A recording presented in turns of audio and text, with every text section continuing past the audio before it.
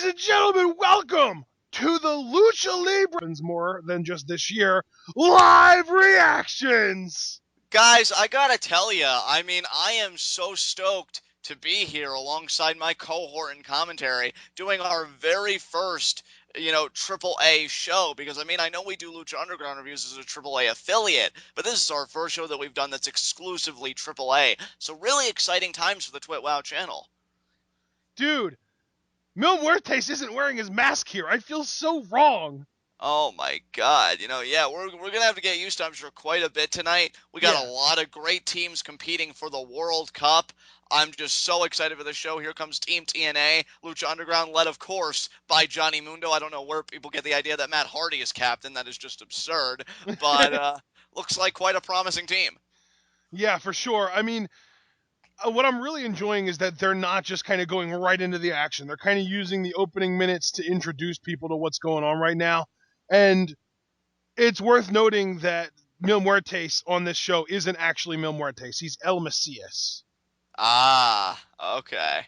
Cage isn't Cage. It's Brian Cage, like that kind of stuff. Right, Moose is right. on this show, though. How crazy is that? Guys, the talent you're going to see representing, whatever country, I was going to say company or region of the world, is going to be very interesting because you're going to see tandems that really, I think, are quite intriguing and curious to see unfold. And yes, Moose is on this show, so it's going to be very interesting to see how he does. All right, we have Team Mexico. I'm guessing all three Mexican teams are going to come out now. Team Mexico right there. It's El Hijo del Fantasma, El Tejano Jr., and Psycho Clown.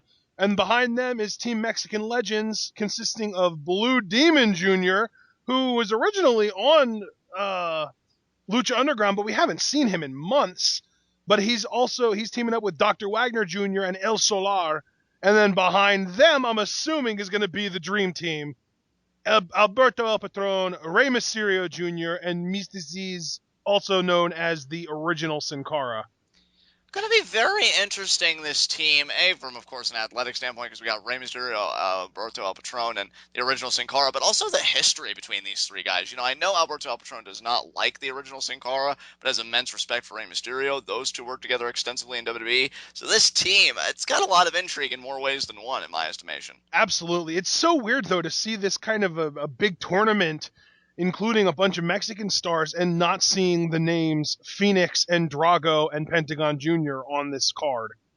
Definitely, because those guys are really huge in their own right, but unfortunately they will not be representing anybody in this tournament, much to our discontent, as fans, because they're wonderful. But these teams that have come together, this is going to be a great show, guys. I am so amped up for this. Absolutely. Guys, I just want everybody to know if there are any major lulls in the show. I don't know if they're going to have some kind of an intermission, anything like that. Rather than us trying to just talk through the empty time, I'm just going to cut the recording and we will upload chunks. Absolutely. This is going to be very interesting, because again, it is our first AAA show. We don't really know how this World Cup is going to be done. It is in Mexico, so it starts at an earlier time, so we had to kind of recalibrate our own time. But we're here. We're both pumped to be here. I just can't wait for the in-ring action. Who is going to win the Lucha Libre World Cup 2015? Which team is going to take it all home as the victors? That is the question on everybody's mind tonight. Absolutely. And we already, before we started recording, because we weren't sure if we were even going to record our reactions to the entrances, but when some of the guys that we started being able to recognize started coming out, I figured we had to. So the first few guys that came out were the Japanese teams, Team Noah, consisting of Taiji Ishimori, Yoshihiro Takayama, and Atsushi Kotoge. Team All Japan, which is Kenzo Suzuki. Some of you might know him from his small stint in WWE. Tiger Mask III, or Tiger Mask 3, I suppose it would be, and Masamune. Yeah, it's going to be very interesting to see Kenzo Suzuki back in action. I haven't seen him in years. You guys, you're also going to have to forgive me. I feel the need to say this now. I'm probably going to commit a lot of mispronunciations tonight, and I'm already embarrassed because I hate being that guy. I will do everything that I can to help you. My pronunciations aren't perfect, but I did take, well, and so did you, so I don't know why I'm even saying this, but we both took some Spanish classes in school. I don't know why you couldn't kind of retain the pronunciation factor, but apparently I could, so I try.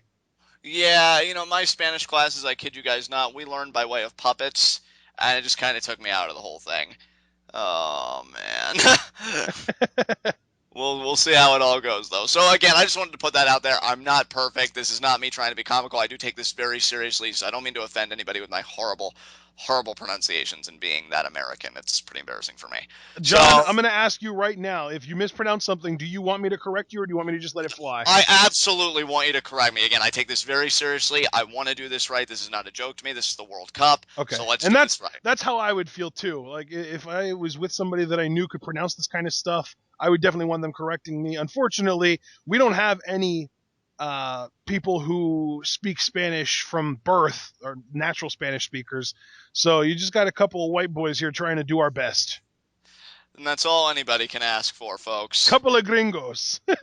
So yeah, really. So Ashton, I mean, looking at the structure of the teams, let's just do this very quickly before any formal in-ring action starts. Which team do you think is the favorite to take the World Cup? Do you think? Honestly, it's got to be the dream team. Alberto El Patron, Mysticis, and Rey Mysterio Jr. have to be the favorites right now. I think it really comes down to this is a AAA sort of, I don't want to call it a promotion, a AAA show. It's a Triple H pay-per-view or a AAA pay-per-view, and you've got to think that a team that is representing AAA will win. So I'm guessing it's either going to be the Dream Team, Mexican Legends, or Team AAA. Yeah, you know what? I'm inclined to agree with you there. It seems almost like a foregone conclusion, really, from where I sit. Also Which going to be really, to me, that just means that if any other teams win, it'll be great because it'll be a surprise. exactly, and I should also know because I was talking about the team of Patron, Mystico, and Rey Mysterio Jr. This will be my first time seeing Rey Mysterio compete since his WWE departure, so it'd be very interesting to see him again competing. And yeah, I'm very much looking forward to seeing that team. But we've got an entrance occurring here, I think, Ashton, who's emerging here for what I presume to be the first round matchup. I have no idea, but I will say you called him Mystico. His name now is now Myzdecies. Miss Disease. Yeah. Um, It's in case it's I'll spell it for you because it's really confusing the way he spells it. It's Myztez. But all the Z's in Mexican in Spanish, Z's are pronounced like S's. So So Miss Disease. So that should work. If I get too frustrated, I'll just call them the original Zincar, I guess. But I really do want to get the actual names right. So I here mean, the we go. weird thing is, it seems like he kept his mask from WWE, so he does look like Sin Cara still. Right. This is Like he's really still keeping that sort of branding, I guess you could call it. I think that this is just like a video package, kind of showing the backgrounds of all the guys that are going to be in the match. right. But yeah, I mean, this is unlike any live reaction that we have ever done because every live reaction we've ever done has either been to a WWE show, an NXT show, a New Japan show, or an ROH show. We've never reacted to any kind of Mexican wrestling before. We've only ever reviewed via TWitWoW Lucha Underground, and we've never done live reactions for that either, although live reactions to that will be coming when Ultima Lucha shows up in August. Absolutely. I mean, guys, I love that we're taking TwitWoW and in that direction. I mean, after all, we are called This Week in the World of Wrestling. AAA, of course, a big part of the wrestling world. And So it's how only fitting appropriate that that we this do it. is the AAA Lucha Libre World Cup. Absolutely. So for us to not give coverage to it would seem pretty ludicrous. So I am just so honored and excited to be here, just showing how TwitWow is expanding. I love all of you guys for taking the ride with us. This is going to be so much fun. I'm sure we're going to have a lot of laughs, a lot of great moments, hopefully some great commentary for those of you, who may not be that partial to Spanish commentary. Or we got Matt Striker and Vampiro giving coverage. We're also going to have our commentary to add to it. So I'm very excited. Absolutely. And they just had text flash on the screen that said, "Welcome to Lucha Libre." Oh, man. Absolutely. And by the way, speaking of August, I mentioned August earlier. August is going to be obnoxiously stacked for us because we are reacting to Lucha Underground's Ultima Lucha in the first, I think, 2 weeks of August. And then in the third week, we'll be reacting to the next NXT Live special. And then the following week or the following Sunday, I'm not sure exactly what order it's going in, we'll be reacting to SummerSlam. So August is going to be retardedly stacked, almost like the way May has been so far. Yeah, summer for TWitWoW is going to be very interesting because you're just going to get a lot of content in all directions. I know we got in June coming up, we have Money in the Bank. We also said, Ash, I'm sure you still want to do this, the whole reaction to Stone Cold's podcast with Paul Heyman, like we did with Oh Triple yeah, H. that's coming So in June though.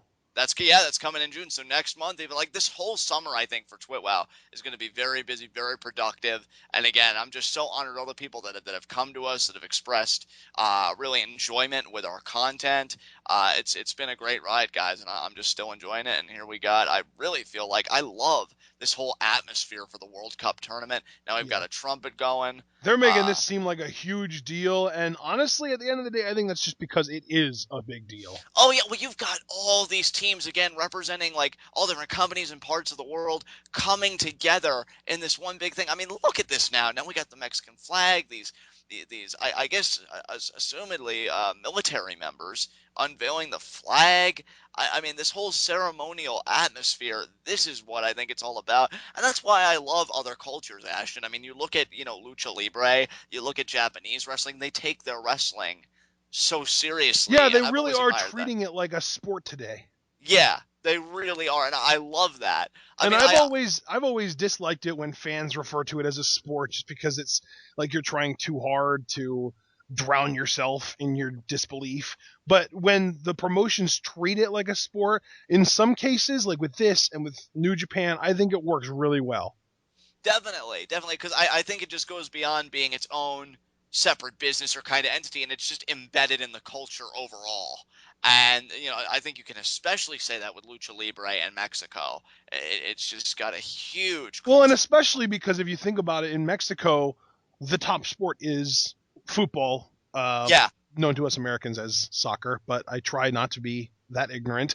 That's kind of something that I've been picking up over the last few years. If you're talking about what I personally used to know as soccer, I just call it football. And if we're talking about the NFL, it's American football. That's the difference to me. right. But yeah, I mean, yeah, because like if anybody asks me, oh, what kind of sports do you like? I say American football, not just football, because it's really easy to confuse. But yeah, that's the biggest sport. Oh, look, there's Mysterio and Mizdeciz and Alberto El Patron. They're showing all the teams are still hanging around the ring, and they're doing some kind of salute to what I'm assuming is the Mexican national anthem. I'm not sure. I don't want to be disrespectful if it's not. But yeah, basically, uh, the whole idea that the best independent slash I guess non WWE wrestler, non New Japan because they don't have any representatives either, which is a huge shame because I'd friggin' love to see a team of like Nakamura, Okada, and one of the other guys from Chaos here. Oh man. But yeah, I know, but no, but all of the non WWE New Japan like the top guys. I mean, you know that a place is stacked when you've got all the best guys from ROH, PWG, TNA, and Lucha Underground all showing up in a non-American promotion or non-North American or non-United States promotion. I keep on saying American, but yeah, Mexico is part of Right. North America. Definitely. I mean, it's such a huge event. I mean, again, you look at the crowd and you just look at all the wrestlers that are going to be participating in this thing. It's got a huge feel, as it should. I mean, again, it feels so apropos. It's funny because sometimes people use terminology like say, like World War or something like that to promote some kind of an event, and we're calling this the World Cup. And yet here it feels entirely apropos, I given everything that's converging. Yep. So. I mean, man, the more we talk about it, the more like my blood just boils. I'm like, let's get here, like I got that fervor in me to really do this. I'm just so pumped. This is our first AAA event, and yeah, the people I think are very excited as well. And that's another thing too is I mean just for TwitWow alone, we've never done any kind of review even, not even a TwitWow, not a review, not a live reaction, nothing for a AAA event. And this is not only a AAA event, this is a massive sort of I don't even know. Event isn't even a strong enough word to describe what this feels like it's about to be.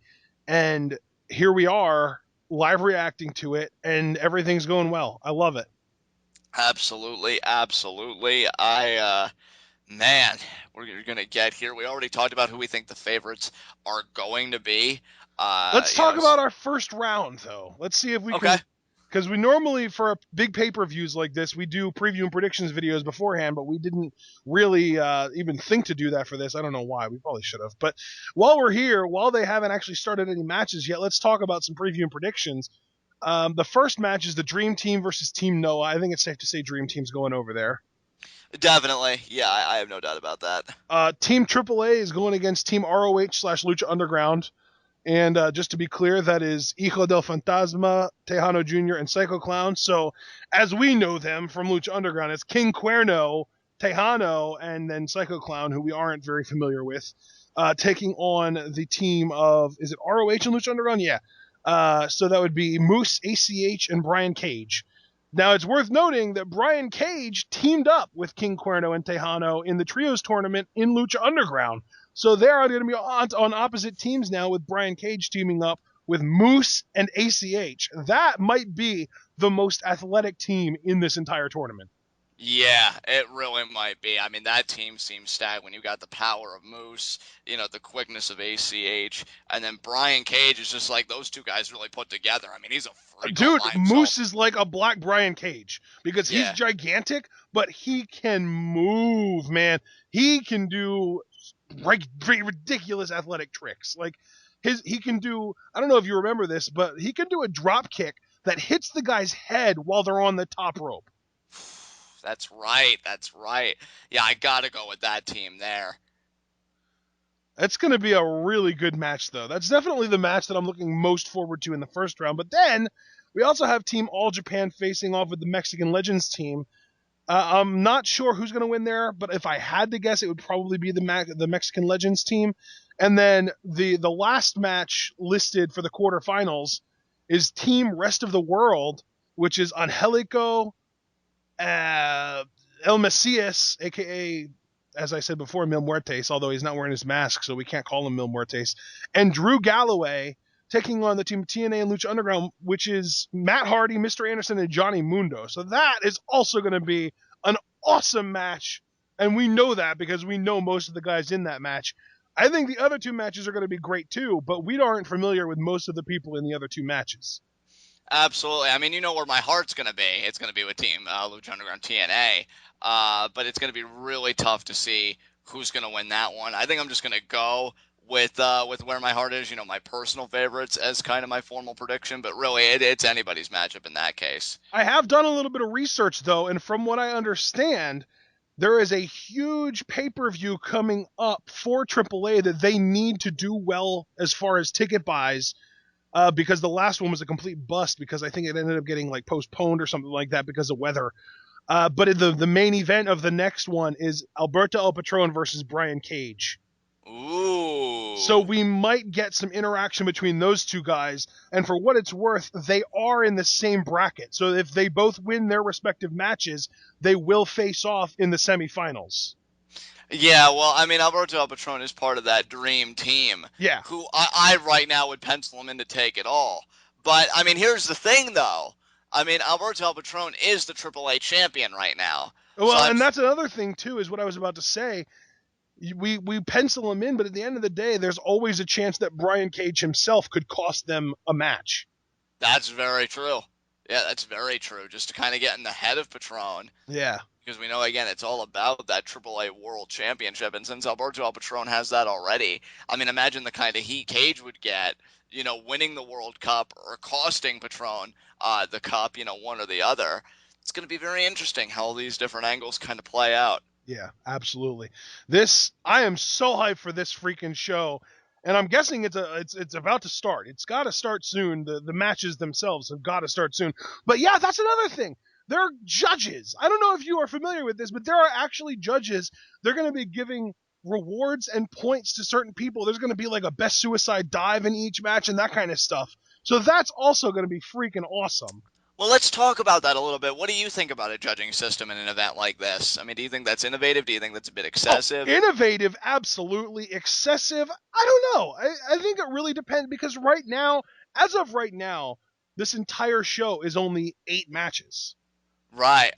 And this is a huge show. So how do you make a huge show feel even bigger than just 8 matches? I guess that their answer was have a judging system where more sort of prizes and awards and recognition is given out to people who perform well, even if they don't necessarily win. That's very true. And we'll have to see how the judging system, affects some of these matchups because now, I mean, I was already going to pay attention alone given the actual competitive atmosphere, with these teams, but now with this added layer of, oh, you're going to be judged on certain criterion, that I think definitely raises the stakes a little bit for some teams. So Yeah. we're going to see how this all shakes out. Yep. It definitely feels like we're closing in on the start of this show, though, or the start of the matches at least, because um, just for those of you that are curious about the rules of the tournament, all matches have a 15-minute time limit. If they can't end the match by the end of 15 minutes, they're going to do the equivalent of penalty kicks. Each team will choose a single member for a 5-minute one-on-one matchup. If it remains a draw, the teams will continue choosing wrestlers until there is a winner. And the two teams that lose the semifinals matches are going to meet each other in a third place matchup. So we are going Very, to get a definitive top 4 teams from this tournament. very, very interesting and dare I say sophisticated structure. I love how this is set up. That sounds And amazing to me. and it's about to start because it looks like Team All Japan or Team Noah. I'm not sure which one's coming out right now. Kotoge, let me look. Kotoge, that's Team Noah. Team Noah is coming out right now. So Kotage, I saw Takayama as another one. Yep, So yep. Kotoge, Takayama, and Ishimori are the 3. Ishimura. Those should be easy to pronounce. I should be good for this one, guys. Um, so yeah, I mean, we got Team Japan. It's going to be pretty interesting. Absolutely. This is hype, man. I'm so ready for this to start. We've got Team Noah starting things out, and their opponents are the Dream Team. So we're gonna get to see the Dream Team nice and early here tonight. Yeah, absolutely. We're going to see how they gel together. I'm going to be very interested to see how both teams kind of, work together. It'll be my first time seeing anybody on Team Noah, so that's going to be an exciting experience. And Team Dream Team, I mean, again, it's just the intrigue of all those, individuals having to work together as a cohesive whole to try and overcome Team Noah in the first round of this World Cup tournament.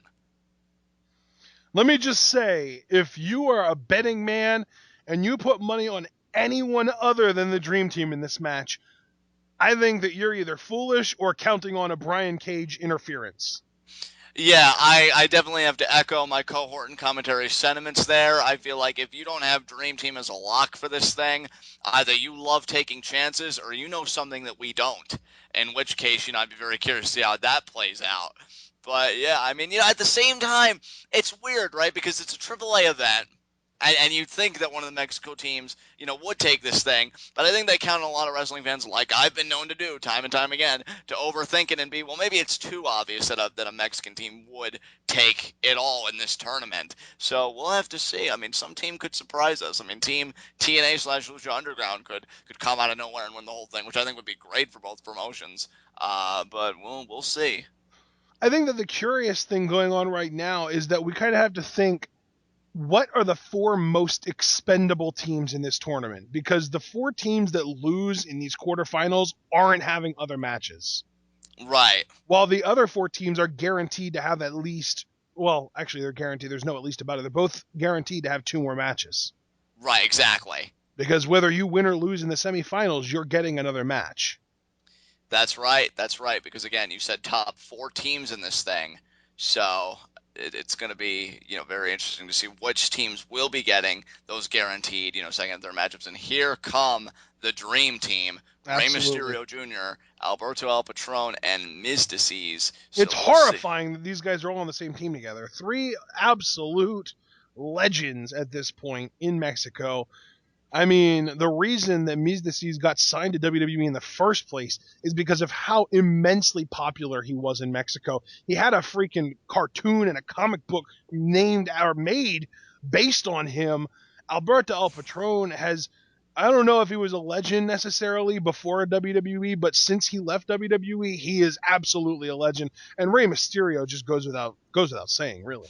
Yeah, I mean, there's no justification when you get to Rey Mysterio. Alberto El Patron, I think, has set the world on fire since leaving WWE. I mean, he's the AAA World Champion right now, and I think for Mexico, I mean, that's as big an honor, I believe, as you can get. Maybe next to winning this World Cup, which he has a very strong chance of doing here tonight. And here comes Mystices. I'm sure his other teammates will soon follow. And I haven't really heard any bad things, about Mystices since he left WWE. Formerly Sin Cara, the original Sin Cara.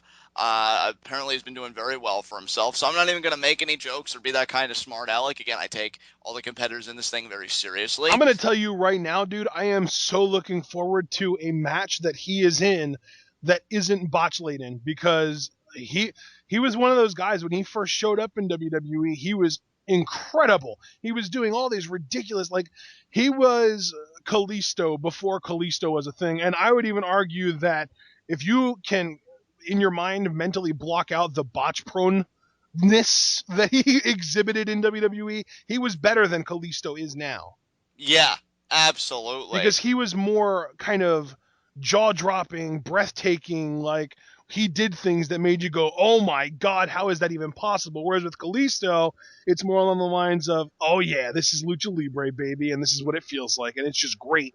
But Miz Disease, when he was Sin Cara, man, he made a lot of mistakes, but I'll be damned if he wasn't breathtakingly, I guess you could say, impressive in the ring. Very interesting to see Alberto El Patron and Rey Mysterio come out together. I mean, I know they were known for their feud in WWE, one of the first Yeah, feuds but that. they're so Go ahead. tight now, dude. Yeah. Oh, yeah. I was even gonna say, Ashton. One of the interviews that Alberto gave, in his post WWE career when he was just talking about everything, because everybody wanted to talk to him with the nature of his release, he said there's never gonna be another Rey Mysterio. They try and recreate it. There's never gonna be another one. So immense respect from Patron to Rey Mysterio. So it's got to mean a lot to him to be teaming up with Rey Mysterio in this World Cup. And I assume that Mysterio and Mystices are pretty tight. Again, the only relationship that seems kind of strained is Mystices and Alberto El Patron. So again, though, that shouldn't have any influence on this How do we matchup know here. that they have a bad relationship and it wasn't just a work on WWE's part? Well, because I've even seen Patron apparently give interviews outside of WWE saying that I went to OVW, like I put in the work at developmental where Sin Cara didn't, even though he felt like he never needed developmental and Sin Cara did. So there's always kind of that jaded feeling there, like, oh, Sin Cara doesn't go to developmental and look how that turned out. I go to developmental, I put in the work when I was good enough already, and I became a WWE champion, world heavyweight champion. I did all this stuff. Gotcha. Oh, and he never really forgave him for having a broken finger and throwing out the match when he took a suicide dive, Yeah. where Alberto said he's finished matchups injured. But again, that's all political stuff. That's just another reason though why I find this matchup so intriguing, like that they're actually put together and they're gonna have to do business like this. But there's the clock. I like that they have a clock too, Ashton, to keep track of the 15 Yes. minutes. That's brilliant. This whole I love what a big deal it freaking feels like, dude. That is awesome. Yoshihiro Takayama is the gigantic human being on the team Noah. He's 6'5", so he's definitely. I think Alberto Patron is right around like the 6'3", 6'4" range, but Takayama is far and away the tallest man in this match. Takayama, I just took a good look at the man. That is a mammoth if I've ever seen one. A big son of a gun. Yeah, But we've got he's the bad luck Fale of Team Noah. we've got Rey Mysterio Jr. starting off this matchup for Dream Team. But who's starting it off with Team No Action? So I get all the names straight. Oh crap! I didn't see who it was. It's the guy in the yellow attire here. Is he really, really, really short? He seems like it to me. That's probably Ishimori then. So Ishimori and Rey Mysterio Jr. are starting this matchup off, and Ishimori immediately takes Rey Mysterio Jr. to the corner. Because Ishimori's only 5'4". Yeah, that's got to be Ishimori, I would guess. Kotoge is 5'9". Yeah, that's Ishimori for sure. So Ishimori. This is going to be a very interesting matchup. Kind of similar, I guess, in stature and in build, so it's going to be very interesting what they do. And Ishimori very quick with the go behind, but then Rey Mysterio takes control of the arm. You're going to see a lot of fast-paced action here, folks. Sometimes I won't be able to keep up with it, so I apologize. There's the leg trip there by Ishimori, but look at that. The agility, just beautiful. I'm surprised he hasn't made the tag. Oh, there it is. There's the tag. So now Kotoge is coming in now with Rey Mysterio Jr. Three new Japanese. The Japanese names are going to be harder than the Spanish names to remember. Oh, but now here comes Mystices. Here we go. Yep. The crowd is so hot for him too. That's awesome. I'm so glad that he has kind of reclaimed the adulation that he had before coming to WWE. It must have been a climb, brother. He went through so much while in WWE. So it's nice to see he's kind of rebuilt himself here. Nice leg pick by Mystices on Kotage, and he's got control of the leg now. Yeah, he's got it kind of grapevined a little bit, but I don't really know what he's trying to do. Maybe he's just trying to pick it apart. I mean, you take a Whoa man's there, leg. Kotoge. Stay away from the mask, brother. I know you see Kotage. I think he got to the ropes, so now Mystices making the clean break. So much on the line here. They've got 15 minutes to work with. Otherwise, as we said, it will be a draw. And then they've got to choose, one member for each team to do a one-on-one matchup. Maybe it'll get to that. Maybe it won't. You got to imagine that at least one matchup in this tournament will get to that point. You got to imagine that if this match gets to that, the man that the Dream Team chooses it's got to be the Mega Champion. It's got to be Alberto El Patron. Oh, yeah, I completely agree with you. But what's shocking me right now is the more mat-based, ground-based wrestling from Mystices, picking the leg and working the legs over of Kotage. Oh, I think we're about to get a surfboard, brother. Oh, surfboard. He's got the arms. Can he now pull him up? Can he apply that pressure? Absolutely. And he does. There it is. A perfect surfboard by Mystices. And he's got both of his shoulders off the mat and everything. Perfect form. Indeed. Oh, now the shoulders are down. Two. And he had the awareness. So he almost got caught. And Kotage's got to feel a certain way about that. But, oh, I just realized he has eye holes now. That's got to be nice. Yeah, I was just about to say, you could see in the eyes of Mystices, just a very unique experience. I mean, not to be hyperbolic, but I'm not used to that. So, yeah, definitely seeing into the window of that. Here come the big men. Oh. Alberto El Patron. And I forgot the other guy's name already. Takayama. Yoshihiro Takayama. Ashton, sometimes I feel like I abuse the term Redwood when talking about bigger wrestlers, but with Takayama, it seems absolutely apropos. And we're taking a look at the clock here. We have 10:55, so we have a little under 11 minutes here left. These guys are really similar in height. Absolutely. I mean, the camera angle that they're using right now makes Alberto El Patron look a lot shorter than Takayama, but they're really similar in height. And you got to imagine, if you're the AAA champion, it's got to be a lot of pressure on you to be in the first round of this thing. You have to win. If you don't win, you're out completely. You don't get those second or third matchups. You don't get, a second or third place kind of placement. Takayama just brushing the dirt off his shoulder. Alberto El Patron not backing down, though. This is his house, after all. I think he's even saying something along the lines of, this is my house, you're not going to come in and disrespect me. He is the AAA champion. Again, got a massive chip on his shoulder, and why shouldn't he, with everything he's accomplished since he's left WWE? And here we go. It's a slugfest. It's Takayama. It's Alberto El Patron, and they're going at it here. Trading blows. And Mr. C's is just losing his mind on the outside. Oh, what a throw there by Takayama, and he immediately goes right into the cover there, only gets a 2 count. Man, I know that most of the time suplexes are pretty, pretty generic offensive maneuvers, but when that Takayama son of a gun does it, it looks so painful. Oh, the top rope enziguri from Alberto. Yeah, the top rope enziguri there. 2, and look at that. Kotage breaks it up. Now Patron throws Kotage through the ropes. But here comes Ishimori. Yeah, Ishimori tagged in. And now he's going to try and use the quickness, but he gets caught in a tilt-a-whirl backbreaker. Yeah, I don't think you're going to get that kind of offense off so easily on the AAA World Champion. Alberto's going full Son of Havoc right now, man. He's taking out all 3 guys at the same time. Absolutely. He's a team by himself. Ishimori in the ring with Alberto now. We haven't seen this kind of mismatch yet. We haven't seen the big guy in there with the little guy, and that's what we're getting right now. Very interesting that Team Noah would make that kind of decision. I think Ishimori thought that he could catch Alberto from behind. Indeed he did. Oh, there's the kick to the arm, and now we know this from Patron very well. Working the arm for potentially the cross arm breaker. But here comes Rey Mysterio, though. It's going to do a Bronco Buster. Oh, no, a drop kick to the thigh. That looked painful. That's not something I would want to deal with. On the one hand, Ishimori's got to be a little bit grateful because now he's back on equal footing with a man, similar in stature to him and Rey Mysterio. But on the other hand, he's still on the defensive. Can he get back on the offensive here? He catches Rey Mysterio. German? Look at this. Waist lock. Oh, but Mysterio fighting out of it. Back suplex. Mysterio lands on his feet. And now, did he catch him? Yes, Hurricane Rana. Into the rope. He's going for a 619. Oh, is he going to get it here?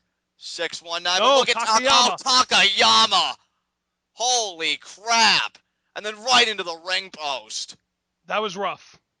Good God, Takayama imposing his will.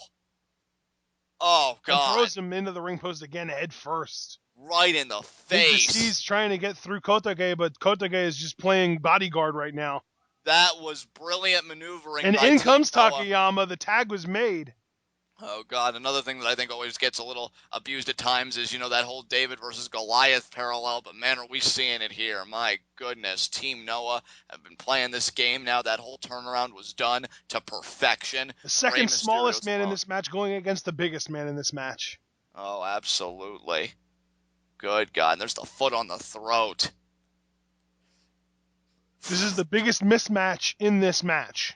How does it have to feel when you're Takayama and you're in there with a guy like Rey Mysterio and you really do realize to yourself, I can do whatever the hell I want. And in now comes Ishimori, though, not letting Takayama get a ton of offense on Rey Mysterio. He wants to be in there with the guy that he knows he can match. Are we going to see a tombstone? I think we're about to see a tombstone pile driver here. Rey Mysterio just seems out. Looks His like Rey's ready to flailing. reverse it. Oh no!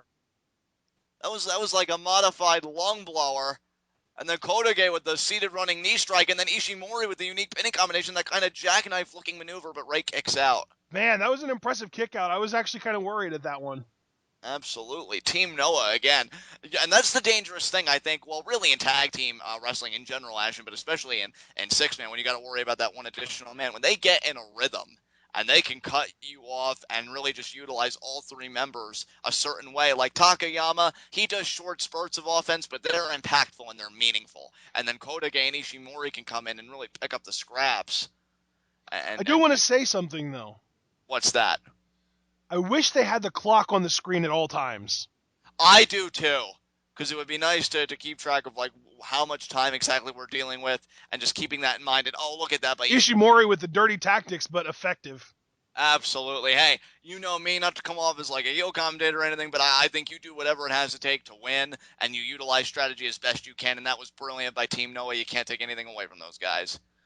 And now, Kotage is taking over Rey Mysterio again. Rey Mysterio in no man's land right now. Yeah, he's got him pinned in the corner, and he's just kind of wailing on him. And now, he seems like he's kind of, I thought he was going to like stomp him out, but now Irish whip into the opposite corner. And now it comes over, and there's a clothesline there to the back of the head. Yeah, absolutely. That looked painful. Rey needs to get a tag, though, right now. I don't care who he tags in, but he needs to get a fresh man in there.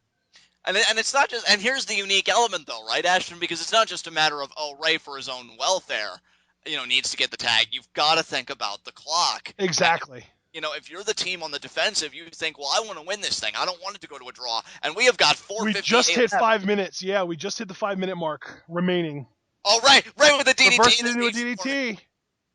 Now, can Ishimori get a tag? But more importantly, can Rey get a tag with so little time left? And can either team really make a counter? Is this going to go to a draw? Yeah, you've got to think this is the perfect opportunity for Rey to finally get a tag. But at the same time, the other team's got to be thinking about going over and attacking him before he can reach his tag partners. And they didn't, and in comes Mystices. Here we go. Mystices taking on Ishimori. Mystices with a flurry of kicks right out the gate. Yeah, puts him against the ropes. Ishimori there with the reversal. The back elbow, though, by Mystices. And, this team's going to start cooking now. All back body drop, but Mystices lands on his feet on the apron. Oh, there's the kick to the head. Team Noah not looking good, but Mystices cannot muster here. Time is of the essence. Crossbody. Springboard crossbody. Oh, look at that. Mystices. Punch into, what's he going to do here? Gorilla press. That's interesting. Into a gut buster. Buster. Takayama not going to let that pin happen. In comes Alberto El Patron, though, with a inverted lung blower. Absolutely. Or no, that was a lung blower. Inverted is on the chest. Yeah, there's a Kotage there with the inverted DDT. Mysterio with the seated senton. Ishimori with the missile drop kick. Oh, Mystices man. is still legal, though, and he comes in. It's Mystices. Just one-on-one, Ishimori and Mystices. Oh, man, 3:30 left. We're about 11 and a half minutes into this match out of 15. Oh, man. Now, here we go. We've got a strong style slap-off going on right now. Oh, man. Oh, wow. It looks like Mystices just got the better of Ishimori on that one. for the moment. But oh, look at Ishimori's response there. Absolutely. Oh man, both of these teams, it's going to come down to one of these teams. So little time left. There's a kick to the shin there by Mystices. Oh man, Irish whip there off the ropes. Ducks it. Oh, With a look at Hurricane Rana. the there. Beautiful. You've got to think he's got to be thinking about going for a finisher here soon. I Well, don't know if again, he still uses La Mistica, but if he does, that's definitely got to be in his thoughts right now. was the Kotage breaks up the pin, but in comes Takayama. You've got to wonder, where are Alberto El Patron and Rey Mysterio to help their tag partner out, and why is the ref letting both opponents in the ring for this long? There's got to be a little bit more leniency, Ashton, given the stakes of these tag matchups. I mean, Yeah, there must be a winner. We can't have any kind of a disqualification, anything.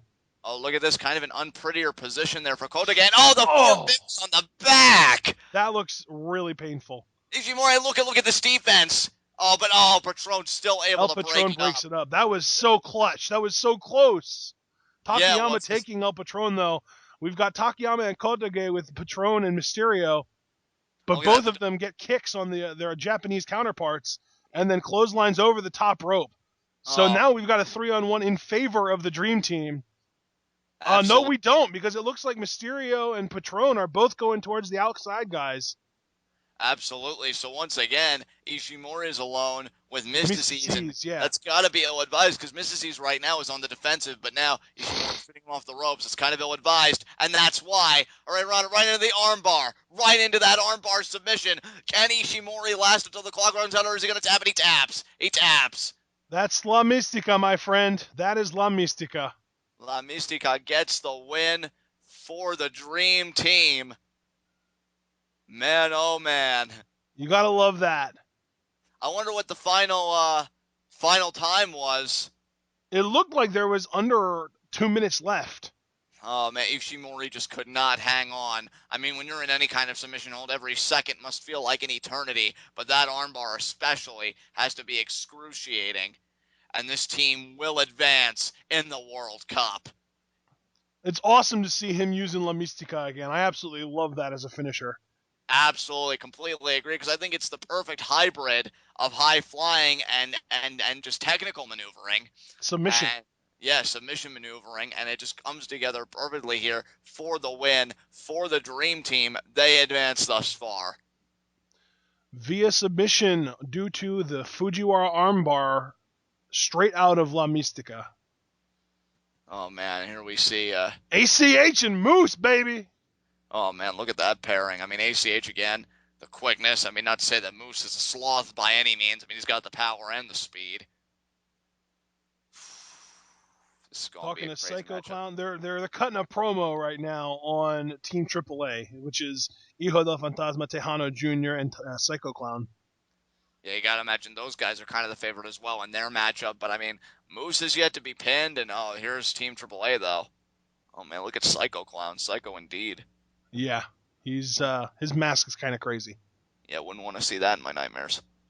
El Hijo del Fantasma on the left, rocking an extremely different mask from the one that he wears as King Cuerno in Lucha Underground.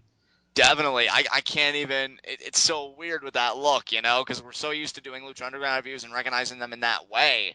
So it's going to be a bit off-putting, but, we'll definitely be sure to be quick to adapt and whatnot, so... Absolutely.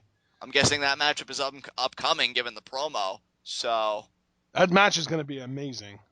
I'm really looking forward to that, especially, just seeing guys like Phantasma and ACH locking it up, so... Oh, man. I hadn't even thought about that, but that is totally going to happen in this match. Yeah, it is, and there are here comes the formal ring introduction. I kind of... Did I mess up earlier? No, I didn't. Oh, yes, okay. I did. Yeah, I did, because I said earlier that Team ROH, Lucha Underground... Oh, they are! That's right! ACH and Moose are teaming up with Brian Cage. I forgot that he was on their team. Right. He may be the difference maker, given that he's got a big match coming up next month. And yet he didn't even appear with his teammates, whereas Team AAA was all together, so... Oh, here we go. Brian Cage coming out first. Oh, man. Representing the USA for Team ROH Lucha Underground. The fact that these three guys can be on the same team just seems really unfair. I just want to say as a quick aside, because I know you and I are huge fans, I think it's so cool that Lucha Underground, which is to be expected because they aren't affiliated AAA, but they're able to get in on this World Cup and be represented this way. I'm really excited for those guys. I do hope one team that has Lucha Underground members does, advance. Which I mean, I guess technically they already did because Alberto El Patron is a nice part of the program these days. Yeah, I mean, But I absolutely love that. Rather than sending the sort of expected people, like, oh, let's just send Jay Briscoe and Roderick Strong because everyone knows who they are. No, ROH said we're going to be different. We're going to send the guys that are going to be the most impressive, the guys that are going to make people want to tune in. We're going to send Moose, this giant 6'6" monster who can do drop kicks to people's heads on the top turnbuckle, and ACH, hands down the most athletic, freakishly exciting performer in the world today. it was going to be very interesting, Ashton, for those who keep up with the ROH product, as you and I have started doing for the last several months. It's Tonight, going. Moose. It's actually been a year, bro. The first ROH show that we watched together was War of the Worlds 2014, and that was in May. So it has been a year. That's crazy. So, I mean, we've been keeping up with ROH, this last year. Moose tonight gets to do things his way. There is no Veda Scott. There is no representation. There is no hullabaloo about, his undefeated streak. This is Moose kind of standing on his own merits, alongside his teammates. Very excited for this young man that he gets to be a part of a spectacle as big, as significant, as prestigious as the AAA Lucha Libre World Cup. So, Absolutely. going to be very Moose interesting how it is the goes. freakish kind of athlete that does not come around very often. If you want my honest assessment, I think he's the wild card of this team. I would not be surprised to see him pick up the winning pin. I think we're really going to I see don't something think special from him I tonight. see. I only agree with you because I think that they want to set up for a Brian Cage versus Alberto El Patron face off in the semifinals. Right, right. And we got to keep that in mind. I think that's a huge detail that cannot be overlooked. So you're absolutely right. But I think But it's Moose just has, so odd yeah. that Team AAA is going to end up like if they do lose this, that it'll be Team AAA, the team representing the promotion itself, getting eliminated in the first round. It just seems odd. Absolutely. It would be definitely a strange turn of events to be sure. But I mean, again, I just feel like the detail that you mentioned that Brian Cage and Alberto El Patron are set to square off next month just cannot be And it needs overlooked. to sell. It does.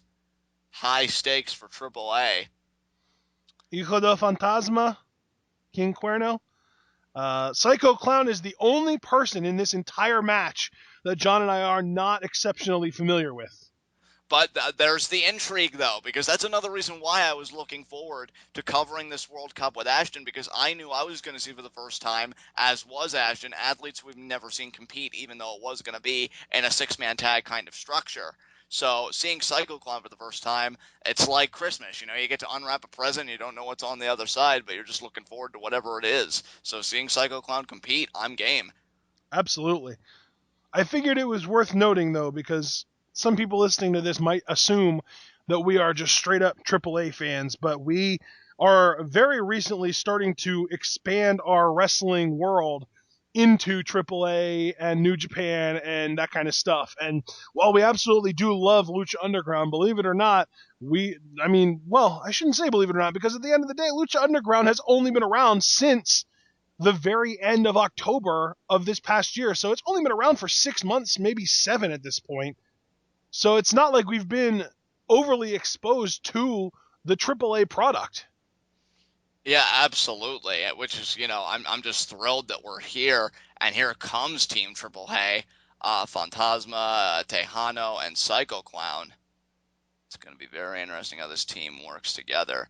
You got to imagine the pressure on Team AAA. I mean, this is the promotion that's hosting the event. It would be like if you were in the Winter Olympics and it was being hosted in, I don't know, like Beijing or something, and they didn't even take home a bronze. You got to win something as the host. So Team AAA has got to be feeling a lot of pressure. Like you got to at least win this matchup to go away with something.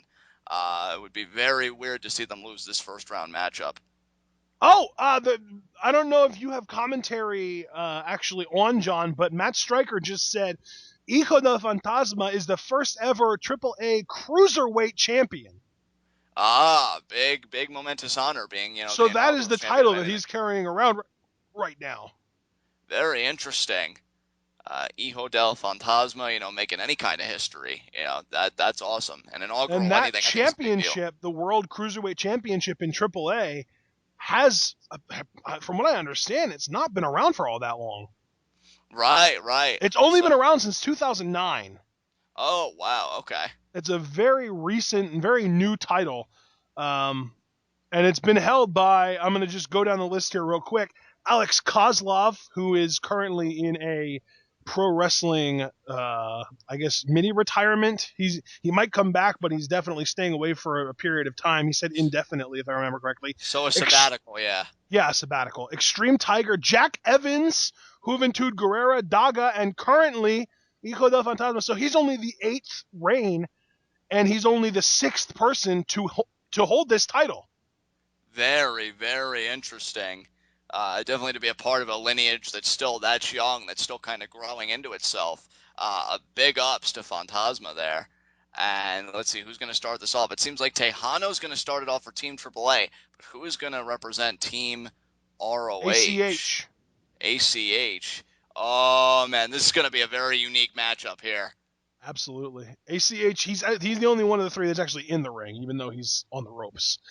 Now he jumps in, and we've got some action getting ready to brew, people. This is going to be incredible. Oh, absolutely. I mean, if you haven't seen ACH... Oh, wow! Hijo del Fantasma. I'm going to call him Fantasma Jr. It's just easier that way. Yeah, that's going to work for me as well. And you see, I think Tejano tried picking the leg very early, tried to go for that single leg dive, but ACH's all coming in now. He's got the hammer lock in the early going. Oh, it's a nice! shame we don't have a clock, because I would love to know when the bell officially rang. It rang a few seconds ago. Last I checked, we were at like 4:53. Oh, wow. Going to be much Tejano with now. the roll around. Look at ACH though, keeping up with Tejano on that more like mat wrestling, that scientific wrestling basis. Now he's got the side headlock. Yeah, it's always great to see guys that have been sort of pigeonholed into one thing or another be able to break out of that and prove that they can do other things. Absolutely. Oh, shoulder block attempted on Tejano, but Tejano pretty much eats it more or less. Yeah. Brushes it off. ACH not really, looks a little agitated. I love ACH so much. Tries to go for it again, and oh man, again gets stuffed. Yeah, Tejano is a thick man. He's built a lot like Davey Boy Smith. Oh, and ACH, I think, called for it one more time. Look at that, getting in a groove. Man, ACH, he's got a personality like nobody else. Definitely charisma for days. And now look at that. He's saying he's a thinker. He's saying he's the most intelligent guy here. And look at that. And Tejandra's going for the clothesline, but you're not going to do that. A beautiful drop kick there by ACH. Unbelievable. But again, Tejano just kind of eats it, and ACH, I think, is kind of lost for words. Tries it again. Yeah, he was getting all ready to like dance and celebrate, but no. Oh, Tejano telling him, come on, bring it, bring it. He's fired up. And now, oh, Moose. And there's the drop kick from Moose, and that takes Tejano down. Good Lord, that drop kick was incredible. And ACH very proud of himself. But here comes Psycho Clown. This should be interesting. Very interesting indeed. And ACH look at ACH doing a strut. ACH seemed petrified staring into that mask. That reaction from ACH was classic. In comes Moose. Yeah, Moose and Psycho Clown now having a stare-off here. Oh, and now the bomb's getting dropped. The right hands from each guy. Who's going to come out on top here? And there's the chop. There's a right hand responsible by Moose. Man, neither guy is given an inch. Oh, but that headbutt can make all the difference. Psycho Clown staggering a little bit. Oh, wow. Yeah, absolutely. High stakes again for Team AAA. They cannot suffer the embarrassment, at my estimation, of losing a first-round matchup. There's the back elbow there by Psycho Clown. Oh, but Moose, look at the genius of Moose having the waist lock. ACH tries to capitalize, but oh, there's the drop kick to Moose, and miscommunications like that you cannot afford, Ashton. Oh, yeah, that's I guess, the penalty of being a very fresh team. Absolutely. And Psycho Clown is whipping people with something? He even whipped his own teammate. Why? What? Well, I guess, it makes Psycho more apropos. Yeah. If he can't discern friend. He even almost went after the ref. That could have been bad. And there's the clothesline there by Cage. And this man, you want to talk about an animal. You want to talk about an athlete. Yeah, this is the guy we've got to make note. This is the guy right now. He is the top heel in AAA. My God. Ever since, and it's tragic, ever since Hijo de Pero Aguayo, his absolutely horrible and untimely death, AAA has been hurting for top heels, and they're trying right now to turn Brian Cage into that guy. Absolutely. And what better guy to trust with that, momentous responsibility? I mean, in the wake of such tragedy, to see Cage step up and take that role. This young man has talent for days, and I don't think AAA, I mean, this is the highest compliment I could give. I don't think they could have trusted anybody better to fulfill that top heel role. I mean, especially considering that it'd probably be a lot harder to pull off a guy like Alberto El Patron as a heel in these parts where he's so beloved. Yeah. So, and I'll look at that there. Phantasma gets caught, and what could be a fallaway slam, and he's pumping iron with human flesh, and there it is, my God. He's a freak. Oh, and it wasn't even a full-on follow-away slam. It was just a throw backwards. Ashton, I gotta tell you, if I ever had to come face to face with Cage for any reason, I'd flee the country. I'd say, no, ain't gonna do it. Just get my passport. I'm gonna get the hell out of here. And Phantasma apparently doesn't have the same idea. He's actually gonna try and take it to Cage, and is gonna try and shoot off the ropes for a tornado DDT, and he does, and he connects. Yeah. Look at Phantasma bringing it here, and there's the knee. What a knee strike! The elevation on that knee, and now it's broken down. Taking a page out of Shinsuke Nakamura's book, using those knees as weapons. Absolutely, absolutely. And you see now ACH has got Phantasma in the corner, working him over. Moose taking it to Psycho Clown, which leaves Tejano with Cage. Oh, man, I don't even know who the legal men are. I believe it's Phantasma and Cage. Yeah. No. Yeah, all right. Oh, man, Cage has Phantasma set up near those ropes. It could be a decapitator upcoming. I don't know what's going on between them, though, because we're looking at ACH and Psycho Clown at the moment.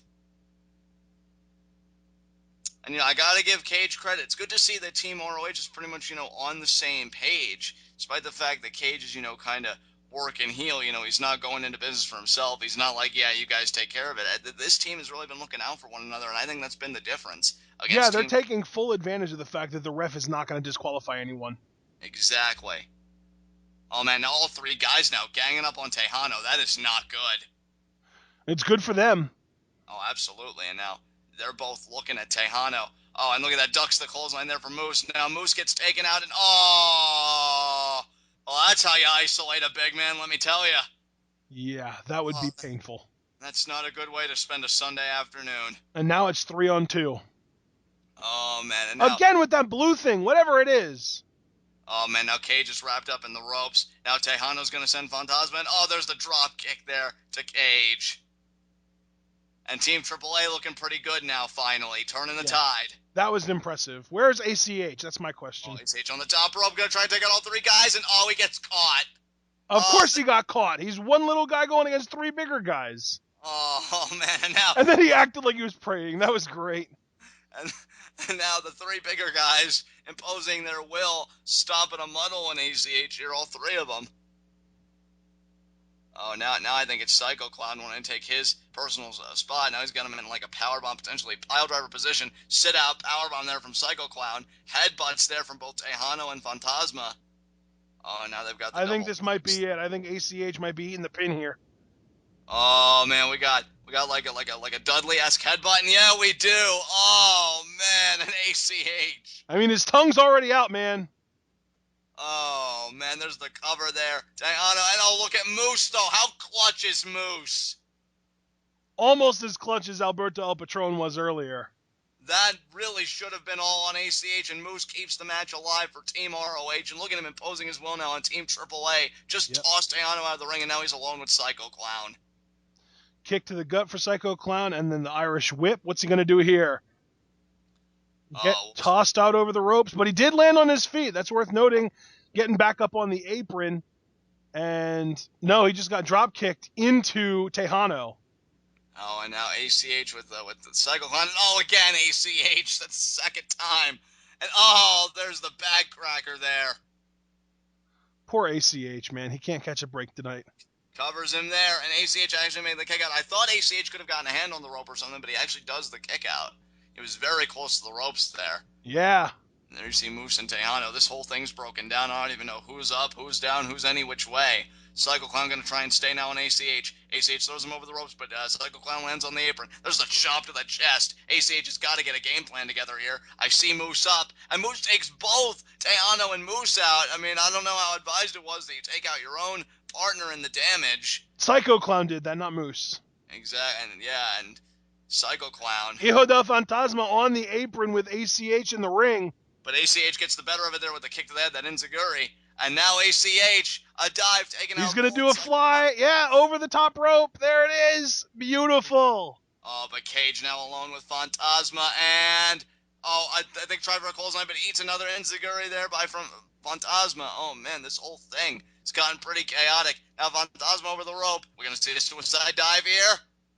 And we do. Wow. Yeah, the bow and arrow suicide dive, brother. Dude, Tejano is getting beat up by absolutely everyone. We just hit the 5 minutes remaining mark, though. Absolutely. We got to restore some order here. Time again, as I said in the first round matchup, is of the essence. Oh, my God, Cage! Oh, what a moonsault! You have got to be kidding me. He just killed everyone. I don't know. I mean, where is Cage from, Ashton? You know what hometown he hails from? I think it's probably California somewhere. I don't know. I don't know what they fed that man in California, but my God, what a freakish athlete. Well, the crazy thing is he didn't grow up just jacked and crazy athletic like that. He actually was in FCW, WWE's developmental program before NXT, for a good amount of time as Chris Logan, and he was nowhere near this jacked. Otherwise, you can't imagine he would have been let go by WWE. Absolutely. And now Moose kind of ascending the stairs. Again, this whole thing's broken down on the outside. I don't know what the rules are with countouts, if there are any countouts. I mean, the refs have shown incredible leniency. There must be a winner. Oh, man, Moose is on top of that platform there. Is he going to jump off? Oh, my God! Oh, my God. Bodies are everywhere. He is a freak, my friend. An absolute freak. I'm going to call it. It may be a bit premature to call it this way, but this might be the first round matchup to end in a draw. They're all on. Yeah, that's a good point. We might get a draw, and they might have to go into it like the sudden death. If I'm going into sudden death on either one of these teams, my representatives are Moose and Psycho Clown, I think. Maybe Tejano over Psycho Clown, I don't know. I don't know, but if it was Tejano and Moose, I mean, these two guys are in the ring right now. Yeah. Tejano, oh, what a drop kick there by Tejano, but Moose still on his feet. Yeah, Moose is pulling what Tejano tried to pull earlier with ACH. Oh my God, what a bicycle kick by Moose. He is incredible. How this man has grown in ROH by leaps and bounds, his athleticism. And now, oh, look at that, misses the ropes there. Tejano gets the release German suplex.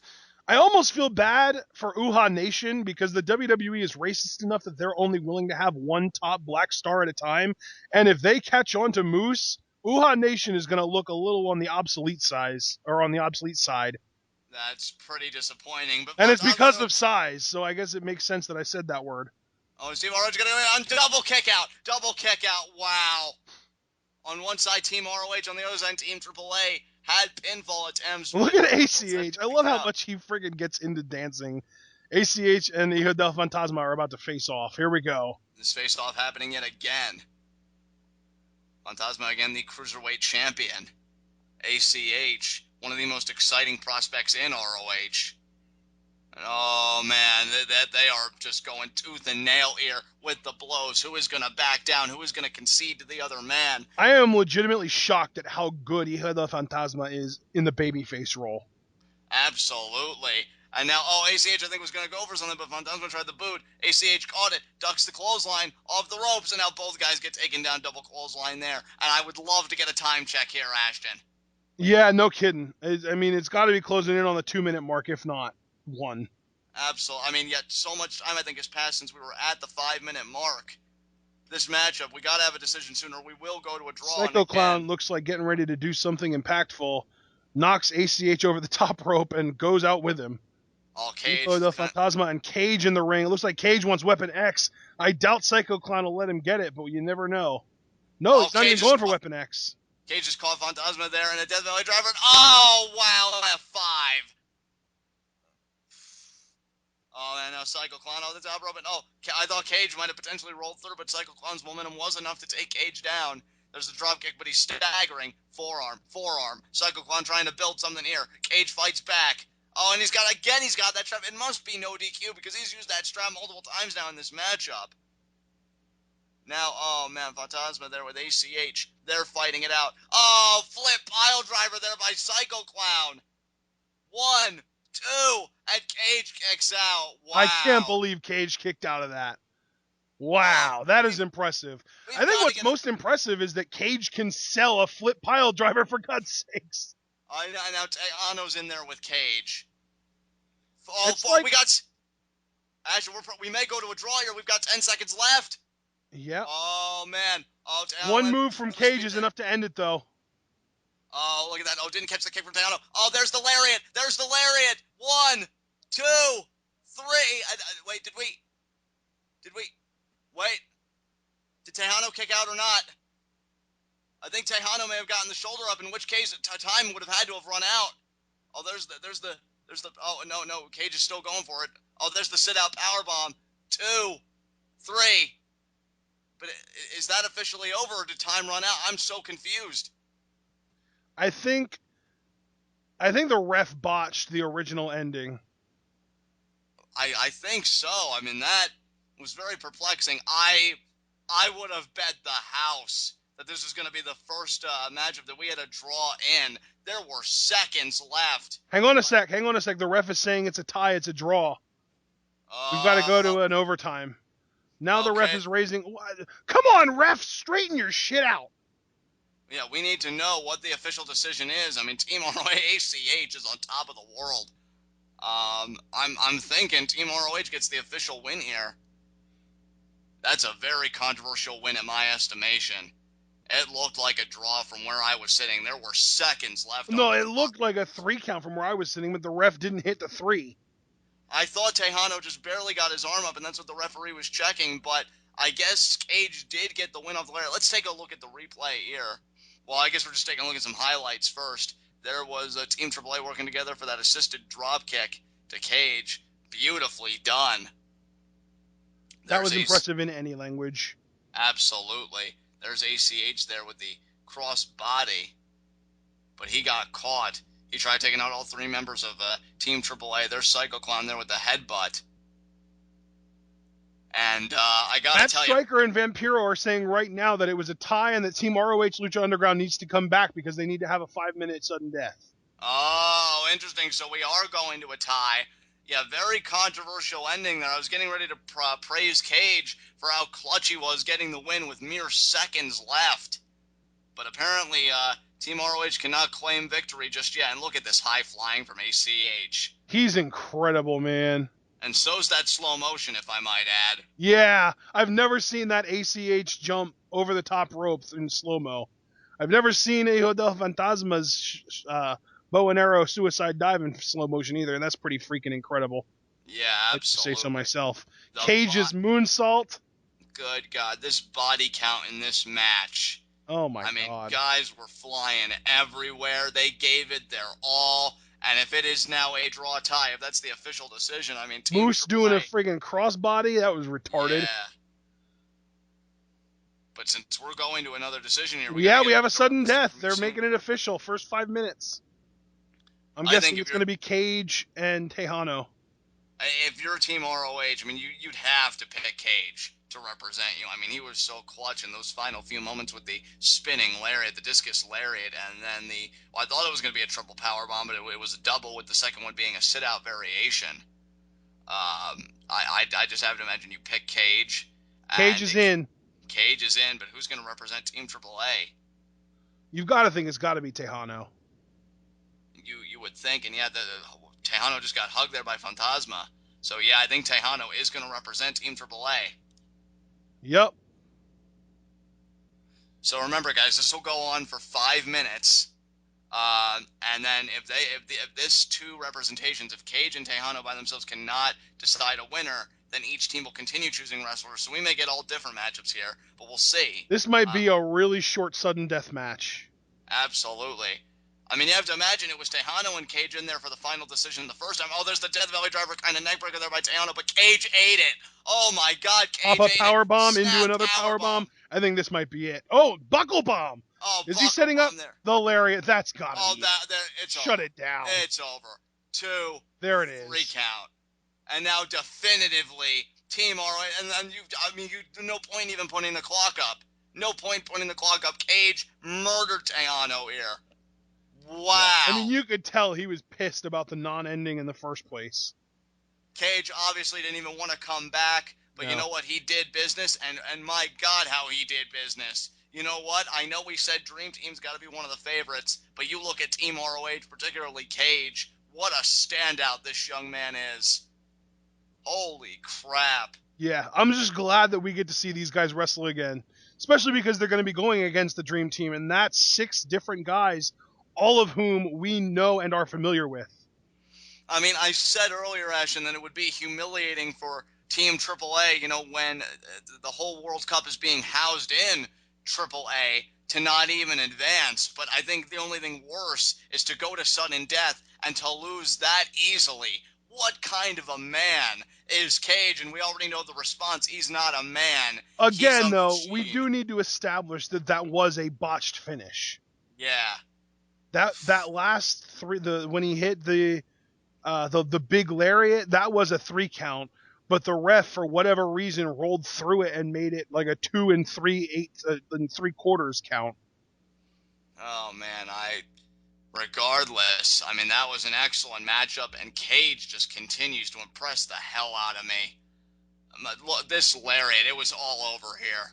The Yeah, that lariat impact. was brilliant. And That Cage was just wrestled Cage around. being like, "All right, Tejano, don't get your shoulder up this time." And that's the funny thing. I mean, the Cage we're used to in Lucha Underground, he takes his time. He loves brutalizing his opponents. This was a Cage of efficiency. This was a Cage going to work. And that Cage is just absolutely terrifying in just its dominance. Yeah. It's kind of crazy to think about him being a babyface at this point because he's just such a natural good heel in Lucha Underground. But then, like, we watched a random PWG show and he's a babyface there, and it's amazing. I mean, I think you're talking about a guy that can play any role and do anything, and he's just somebody with such a bright future as we look now at our next Team All upcoming matchup. Japan, maybe, I believe. I believe so. Is that Kenzo Suzuki up front? It may be a very distinct look from how I remember him in WWE, but again, that was years ago. So, Yeah, because that's definitely Tiger Mask 3 on the left. definitely. They look game, they look confident. These guys are facing off with the team of the Mexican legends. So it'll be Blue Demon Jr., Dr. Wagner Jr., and El Solar. El Solar, is that how you pronounce it? Is that good? Yeah. Well, okay. Yeah, it's just El Solar, but actually, Spanish. Right.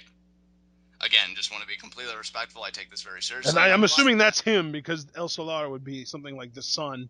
Yeah. And he had a very sun-esque design on his mask. So there's Blue Demon.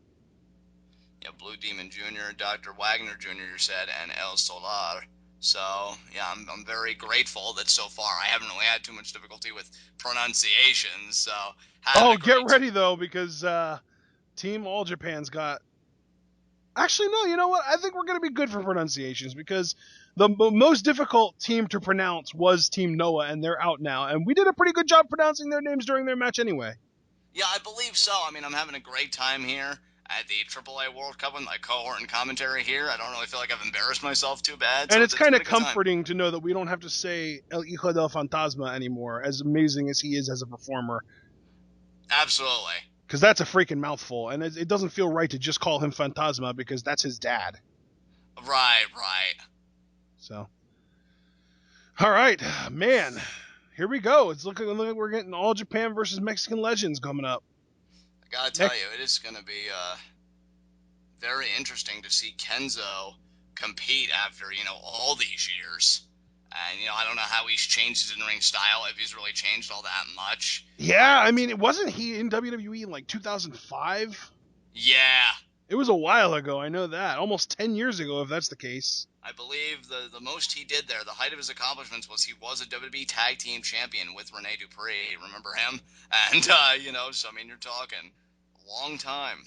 Rene Dupree. I feel like, isn't that guy currently, or not currently, but recently the NWA World Champion? Is he?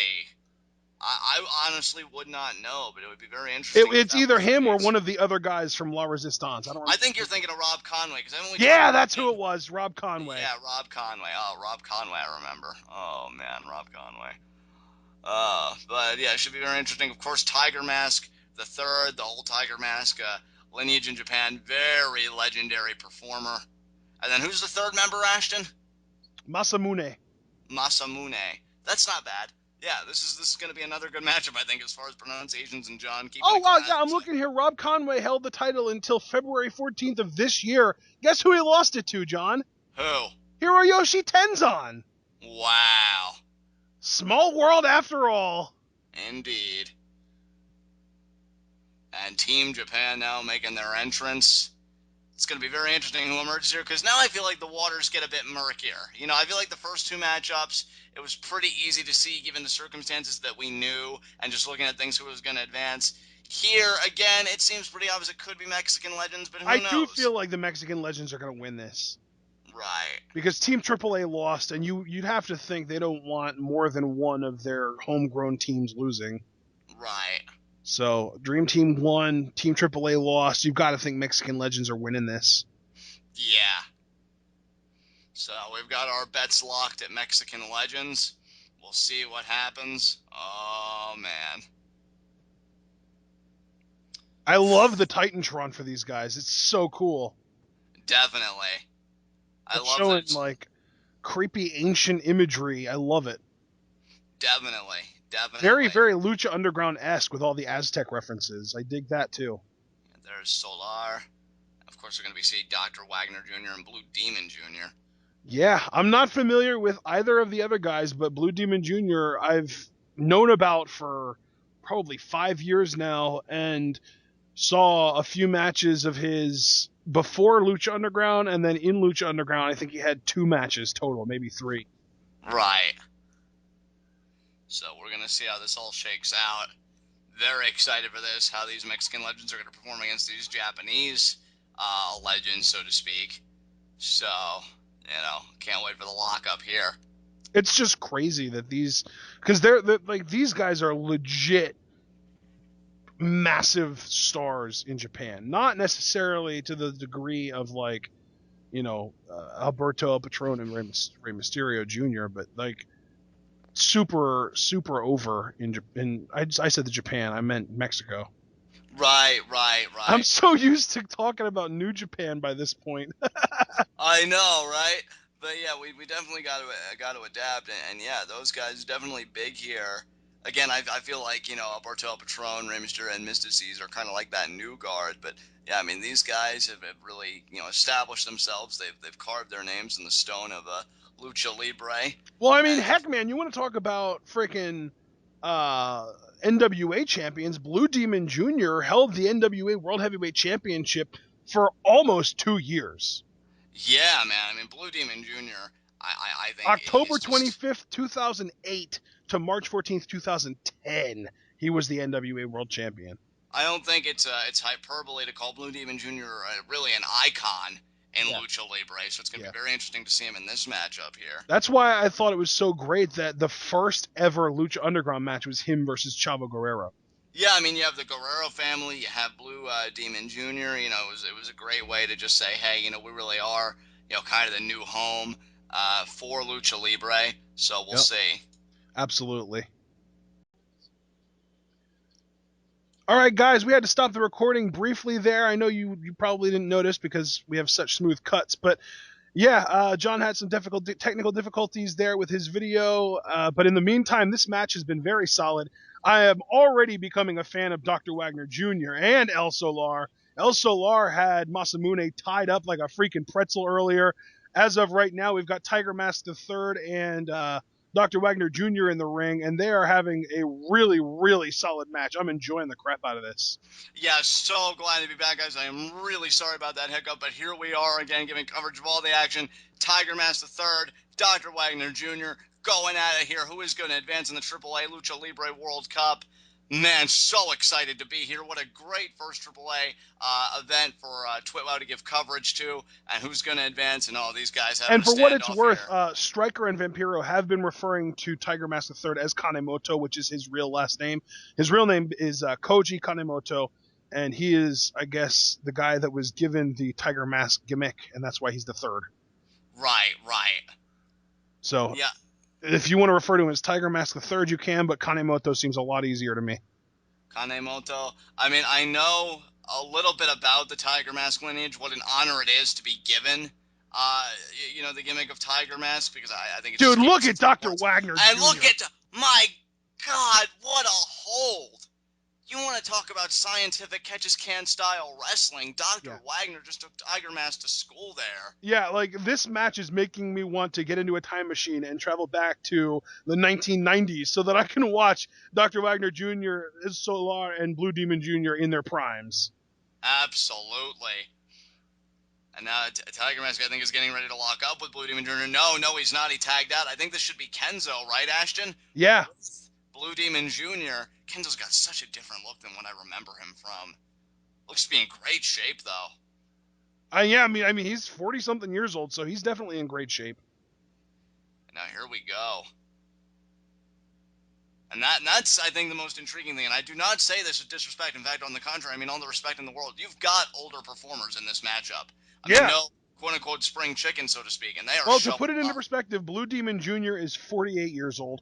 Dr. Wagner Jr. is 49 years old. Good God. Yeah, El Solar is 58 years old. And then, like I said, Kenzo Suzuki is in his early 40s, too. I think he's like 41, 42-ish. Right. And Dr. Wagner to be 49. He's exactly 40. Kenzo Suzuki is exactly 40. Dude, El Solar's 58! I know, man. I know. You're making a big deal out of Dr. Wagner being 49. Did you see El Solar? He had Masamune wrapped up like a freaking pretzel earlier when you were having your technical difficulties. I'm disappointed that I missed that, because to know that guys could still go at that level at that age is insane. And there's Kenzo there with an over-the-top maneuver over the rope. And now over the rope, almost like a back elbow. Yeah, really. And there's Tiger Mask there with the spin kick.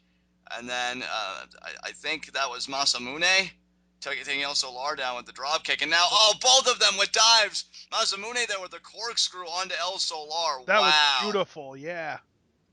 That was perfection there. And Ashton, just a real quick question. While I was out of commission briefly, did we get a look at the clock at all? I mean, how far along are we in this matchup? I have no clue. I know we haven't hit the 5-minute mark yet. Okay, so yeah, this is still, I mean, just fairly underway, so we really didn't miss that much. Yeah, we only you only missed the first, like, I would say 3 to 4 minutes. Right here, we're hitting 5 minutes left. Oh, wow. Okay, here we go then. Blue Demon Jr. in the ring right now with Masamune. Man, I wish that you could have seen El Solar having freaking Masamune wrapped up. Here we go, El Solar back in the match. 58 years old. This son of a gun is a beast. Oh, wow, look at that. Tilt-a-whirl, backbreaker. Tilt-a-whirl, backbreaker there, good God. Masamune instantly taken out. El Solar is fired up. And with good reason. Tags in Dr. Wagner Jr. with Kenzo Suzuki in the ring. Oh, dragon screw leg whip there by Dr. Wagner. Oh, and now he's got Masamune with the dragon screw. There's another dragon screw. Now Tiger Mask tried to go for a kick. I don't know why. You're seeing Dr. Wagner dragon screw everybody. And there's another dragon screw right there. God, that would hurt. Oh, Dr. Wagner calling for it. He just did the throat slit. Oh, what's Dr. Wagner going to do here? Oh, look at that. A scoop pile driver. Absolutely. And look at Kenzo there with the breakup of the count. Was that just like a Michinoku driver, basically? Pretty much. And now look at that. Kenzo over the rope from El Solar. Now El Solar about to fly? No, never mind. No, stops himself. Can't really say. No, he still went over the top rope. And then he vaults over the rope onto Kenzo there. 58. Jesus. Blue Demon Jr. in the ring with Masamune right now. Tried a shoulder block. Masamune ate it. Now he's trying for the clothesline. Oh, Ducks. Masamune with the reversal! The Oh, moonsault beautiful. reversal of the freaking crossbody. And Now we Blue know Demon where Jr. just Trevor kicked Lee out. got his stuff. Yeah, really. Wow. Blue Demon 3:18 Jr. with left. the suplex, yeah. Very interesting looking Northern Lights there by Blue Demon Jr. and only gets a 2 count. Oh, here comes Dr. Wagner now. Oh, wait, no. And he went right back out. Dr. Spear Wagner from Blue Demon. Oh, Blue Demon with a spear there. Beautiful. Looks like and he's now setting up for a sharpshooter. Double leg could be a sharpshooter here. Oh, is he going to turn him Wagner over? just took out Tiger Mask. With a beautiful drop kick. Yeah, Dr. Wagner playing magnificent defense. And yeah, Masamune, I think, is just about turned over. Is he? Masamune's tapping hard. And he is. He's tapping out. It's over. Mexican Legends win the match, just like predicted. Absolutely. Great showing there by Mexican Legends. They get the W. Excellent job there. Blue Demon Jr. with that very innovative submission towards the end. Seemed like he had control of one arm and both legs. But it gets I've never seen a team of 45-plus-year-old men more entertaining than this. They kicked ass. They did. And I am genuinely now looking forward to their match against whoever wins this next match between Team TNA Lucha Underground and I believe the other team is it another ROH Lucha Underground team or? I'm not sure. Rest of the World. Team Rest of the World. That's what it is. That's right. Man, these next... The rest of this card looks brilliant right now. I'm loving it, man. The way this tournament is shaping out, dude, absolutely. We've got some excellent semifinal matchups coming up. I thought that those three, that team, the Mexican Legends team, was going to be my least favorite team on this show. As it turns out, they've become one of my favorites. They're so good. Yeah, they are. And at the age that every member of that team is, that's unbelievable. 48, 49, and 58. That is crazy. There is a 10-year difference between Blue Demon Jr. and El Solar. That is unbelievable. Yeah. Unbelievable. And they got Absolutely. The W here. It's just crazy to me. El Solar has been wrestling since 1975. Jesus. 40 years, my friend. God, I mean, that's longer by quite a margin than I've even been alive. I mean... Well, and the crazy thing is, El Solar turns 59 tomorrow. Holy crap. Yeah. What? So more or less 1 year shy of 60, just about. Yeah, a year and a day, level. Man. Well, a year and 2 days, since I guess next year is leap year. So. Right. But still, unbelievable. And he's doing suicide dives still, for God's sakes. Are you kidding me? I know. Where you at, Hogan?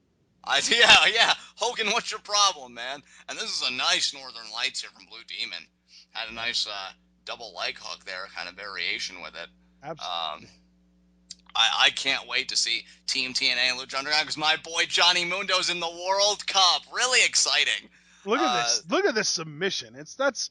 That is some innovative submission wrestling right there. Almost looks like a standing bow and arrow of sorts or something. Yeah, that's a great way of putting it. Yeah.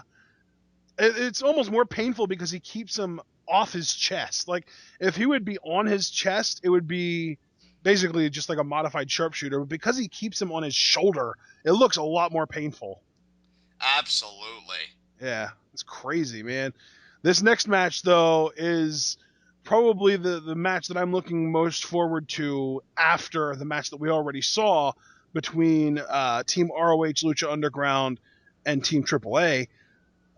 This being the Rest of the World versus TNA and Lucha Underground. But here's the thing. The Rest of the World, it's Drew Galloway representing Scotland, Angelico representing South Africa, and El Macias, known to us personally as Mil Muertes, formerly known as Judas Macias in TNA, representing Puerto Rico. Going to be very, very interesting. I mean, Angelico has been setting the world on fire in Lucha Underground. Mundo just recently had a heel turn there. And he's my boy, for life. So I'm, again, so excited and honored to, see that he's going to be taking part in this World Cup, as his fan, getting to cheer him on. Matt Hardy, tag team legend, I mean, more or less. Ken Anderson, I mean, he's got quite a history. Just everybody in this match seems like very exciting here. Yeah, did you see the guy that was just cutting the promo with the long hair? Yeah, who is that now? That was Mil Muertes, dude! Oh my God, El Macias. Yeah, that was El Macias. He looks so different than what you would expect. Absolutely. And he looks so much cooler without those retarded clear contacts that he used to wear as Judas Macias. I know, right? Because I remember him in TNA, and obviously we know him in Lucha Underground again as Mil Muertes. So it's going to be really, really weird but cool to see him in this kind of role now. Oh, And man. that's the thing too, is that that's the rest of the world team. They're facing off with Team TNA Lucha Underground, which consists of Matt Hardy, not really a big deal to me. I don't know, John, how much of a fan you are of his, but I know a lot of people always loved him. Mr. Anderson and Johnny Mundo. So this is a really big six man, and here we've got the team of the rest of the world coming out. It's so funny because I'm pretty much a fan. I really, the guy that I'm the least fan of, to be honest, is Matt Hardy. I mean, I really have no personal beef with him. It's just I was never really that big on him. Everybody else I'm really cool with, but because it's Johnny Mundo, though, obviously I've got to go with Team TNA Lucha Underground. Yeah, Uh, so absolutely. so that's kind of where my heart is. Who do I think objectively will win? Honestly, I don't know. I'd have to go with Team Rest of the World if I'm really being Just honest. That's the because of funny. El Macias being on that team, yeah. Yeah. Because he's a AAA regular. Well, he and Angelico are both AAA regulars. And Drew Galloway, even though he's kind of stationed in TNA now, I mean, before that he was kind of setting the Indies on fire to me, getting a lot of buzz because of his WWE departure and wanting to make it back there. So, Are you talking about Drew man, Galloway or what? yeah, Drew Galloway, yeah. Yeah. So yeah, I gotta go objectively with Team Rest of the World, but as a fan, because of my boy Johnny Mundo alone, gotta go Team TNA Lucha Underground. Dude, So how crazy is it that Mil freaking Huertes is the smallest guy on this team? I know, dude, it's so weird seeing him like, outside of his Lucha Underground gear. Like just looking at his face, it's so off-putting, but It is. It's so odd. But you know what, though? This team looks stacked on paper because here's the thing. You look at sizes and heights and reach advantages. This team has all of that over almost everyone else in this tournament because of Drew absolutely. Galloway and Angelico. Angelico at 6'3", Drew Galloway at 6'5", maybe even 6'6". Both guys are taller and have much longer arms and longer reach than pretty much everyone else in this tournament, save for maybe Alberto El Patron. Absolutely. It's going to be very, very interesting. I mean, who is going to advance in this thing? And oh man, Macias just looks like he's ready to mess somebody up. Look at him. My That God. is a brick wall of a human being right there. I would never want to owe a guy like that money. I but would never want a guy like that mad at me for any reason whatsoever, much less money. exactly. Exactly. Screw that. I mean, it's Yeah. just like, hey John, yeah, give me your lunch money. Okay. I didn't want to eat today anyway. Just no problems, man. No problems. And we've got Team White Boy coming out next. Oh, yeah, look at the bald eagle. The bald eagle with the friggin' motorcycles and the Statue of Liberty and the American flag. And oh my god, this is Yeah, the best heel team on this show right now. as a psycho-obsessed fan of Johnny Mundo, I can personally say that we actually respect the bald eagle at the Palace of Wisdom. It's quite wonderful. So this whole They're thing is a showing great Wrigley episode. Field now. Times Square. They're literally the heeliest of heels in this tournament. Oh man, I haven't seen anything hammier than a John Cena Pro American promo, and we've been I getting a know, lot of right? those lately. But imagine if Cena would cut one of those promos in Mexico. I know, right? And there's my boy Johnny Mundo getting featured on the Titantron. Oh man, I'm so looking forward to this. Oh, they're showing some Lucha Underground clips on the Titantron. They're showing some TNA clips for Matt Hardy on the Titantron. Very, very interesting team here. From what I understand, Matt Hardy and Mr. Anderson are really good, legit close friends in real life. I don't know how Johnny Mundo fits into that puzzle, but regardless, this should be an interesting team. Definitely, definitely. I know Johnny Mundo, just from reading his Twitter and interviews, he is loving working with Lucha Underground. I think it's so convenient for him because he lives so close to the area, being Yeah. that it's in California. Yep. And he's just fallen in love with wrestling again. He's in great health because I know I was worried about him, with his neck and potential knee problems. I think he's been putting on some of his best work in Lucha Underground. It's been so thrilling for me. It's just such a deep Johnny Mundo fan seeing him compete and seeing him take again a part of something as big as the World Cup along with Ken Anderson. And, he's made quite a home for himself in TNA, and Matt Hardy, again, whether you like the guy or not, in all seriousness, you got to give him his due for what he's done in the tag team division and just who he is. Two very interesting teams set to collide here.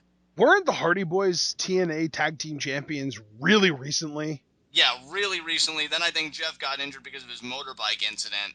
Oh, here I thought it was because he fell off a cage and landed on his friggin' neck on steel steps. That was a little while before all this. I think they got past that, but then Jeff was riding his motorbike, and I think he tried to do a really crazy stunt, got hurt.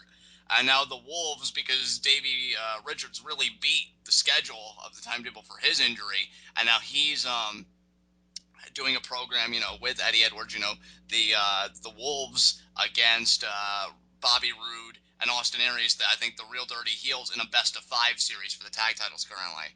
So, do I even need to ask how you know all this? I try and keep my finger on the pulse of TNA, man. All wrestling, you never know what TWitWoW is going to talk about, so I try and be as well versed as I can. Interesting. All right. Well, I mean, hey, that makes one of us. The furthest I ever go to keep in touch with what's going on in TNA is watching Full Killer 99 reviews on YouTube. So good. Yeah.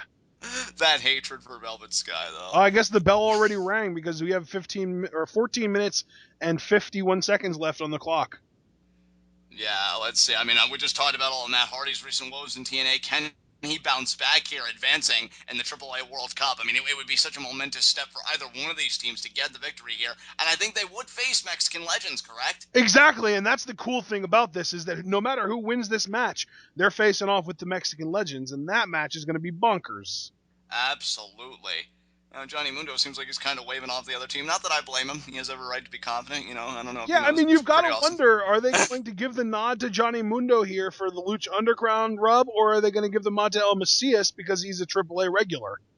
Yeah, that is a very good question, Ashton. And we are going to start this thing with Mundo and Angelico. Yep. Oh, my God. Let's do it. It's going to be crazy. Yeah, dude. This is going to be ridiculous. Oh, man. Oh, look at that takedown there, though, by Mundo. And now the forearms. Angelico ain't nobody to mess with, though. I mean, he's currently the Trios Tag Team Champion alongside Son of Havoc and Evil East in Lucha Underground. And to top that, no matter who he goes against, really, he has a huge reach advantage because even though he's only 6'3", which by wrestling standards is about average, maybe just slightly above average, his arms are grapevines. A few weeks ago, we actually did see Angelico go one-on-one with Johnny Mundo, so it's great to see them revisiting this territory. It's that Shinsuke Nakamura factor, man, where he's like tall, but he's lanky, and he's got these long limbs that just huge reach advantage. Look at that. Beautiful, but then Mundo just and then kicks just a straight friggin' Spartan kick from Mundo. And then Angelico leaps over, tries to go for the knee, but Mundo had it checked. And now Angelico ducking everything, the leg sweep. Oh, but then Mundo straight up Cobra Kai, baby. Oh, man, these guys going back and forth here. And there's another forearm block in the knee, having it checked. But then Angelico there gets the back elbow. Oh man, these guys are going 100 miles an hour out the gate. Mundo there with the duck there. Angelico, though, seemed to have it scouted. Tried to go for the spinning heel kick. Mundo there. Oh, look at that. Had that scouted. Land. Mundo with the kip up, and we are even. Dead even. Now, both double drop kick, and we're even again. And now both kip ups there. And wow. Yeah. Man, it's like looking into a mirror almost. But again, Angelico definitely has that reach advantage, those lanky, legs and the knees. Oh, look at that. Mundo going here with a thumb to the eye, though. Love it. Yeah, Love it. Oh, man, yes. That's how you get it done. Here comes Matt Hardy. Matt Hardy, yeah, I was going to say. Now he's just kind of, taking Angelico into the corner with the right hands. I don't care who he's in the ring with, Angelico can make anybody exciting. Definitely. That's one thing I've always had against Matt Hardy is that his matches have never really been exciting to me, but Angelico is the savior of that. Absolutely. Angelico. The knee to the face! What a knee! I'm telling you, man, there are so many similarities between Angelico and Shinsuke Nakamura. They've both got that tall, lanky frame. They both use their knees as weapons frequently. They both sell. They both have amazing facial expressions and body language. The similarities are staggering. Look, I just felt Matt Hardy wasn't a big fan of solids because his jaw got jacked. Yeah, it did. And now Drew Galloway is going to try and build on what Angelico created. What a hard Irish whip into the corner there, but he eats a boot from Hardy. Welcome to SmackDown 2009, everybody. Yeah, more or less. Drew Galloway kipped up. Drew Galloway, man, he's really impressed me since he left WWE. We saw what was it, a PWG? What show was it that we saw? Evolve. It was Evolve. Evolve. It was Yeah. Evolve where Him against Roddy Strong. Yeah, and Galloway was the Evolve champion. I think he Very still good is. bout. I think he still is, actually. Wow, so he's still the Evolve champion? Because I know TNA has that unique deal where talents can work other indie dates so long as they're not televised. And what a belly-to-belly throw from Galloway wow. while he was in the Tree of Woe. What athleticism from Galloway. That is the only, not only the best, but the only reversal to a Tree of Woe that I've ever seen, ever. Absolutely. And now look at that. He takes control of Matt Hardy's arm. That's beautiful. You got to figure if you weaken that arm, you weaken the effect of the side effect. But look at that brilliant tag there. Holding the leg out, you can tag any part of the body, and that's how Anderson was able to get the tag. Anderson's looking to be in pretty good shape, man. I'm impressed. Absolutely. And now look at this. Is he going to actually do that assisted move? Poetry in motion, shades of the Hardys. No way. And Galloway, it's got Anderson took way too much time there with his posture. Oh, and the big boot to Hardy. And here in comes El Macias. Oh, dear God. Double clothesline. Somebody needs to tag in Mundo, though, because Galloway, or should I say Hardy, and Anderson really getting worn down here. Galloway, of course, on Team Rest of the World with Macias and Angelico. And I can confirm, by the way, that Drew Galloway is, in fact, still the Evolve World Champion. Excellent, excellent. Look at the quickness of Macias. What a clothesline. And he's been the Evolve World Champion since August. Wow. You know what's very interesting here, Ash, is Macias working a very different style because he's on Macias and not Mil Muertes, where he's I know. How much credit do we have to give him for the Mil Muertes character, though? I know, right? Because he went effectively from just a stocky luchador, which is what he is basically as El Macias. He is another luchador, but he's just really, really thick and stocky with the way that he's built. But he went from that to a pure powerhouse as Mil Muertes. And what a shot there. There is nothing lucha about Mil Muertes except for the mask. Yeah, more or less. And look at this, though. Matt Hardy having El Macias' leg, trying to distract him here. Macias, though, picks up Hardy, and he may be vaulting over the ropes here. Oh, but Anderson makes contact. Team TNA Lucha Underground falling apart here. Well, I mean, in the meantime, Team Rest of the World absolutely dominating this at this point in the match. Absolutely. You know, it's kind of a shame to me that all matches have a 15-minute time limit. I think it would be neat if they increased the time limit each round. Like maybe for the second round you have a 20-minute time limit, and then for the finals it's a 30-minute time limit. Right. No, look at Angelico there with that double stomp there to Anderson. But then a little bit too much posturing, and he's probably not getting a 3 count because of it. Not even a 2 count, as a matter of fact. That posturing really cost him.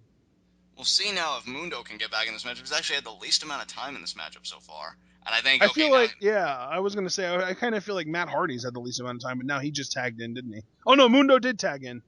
Okay, there we go. Now, this is shades of the dirt sheet here, and there's the springboard elbow by Mundo there. Beautiful tag team wrestling from Anderson and Mundo there. Did Miz and Mundo Miz and Morrison used to do that move with the slingshot elbow? Yes, they did. Interesting. Here comes Matt Hardy.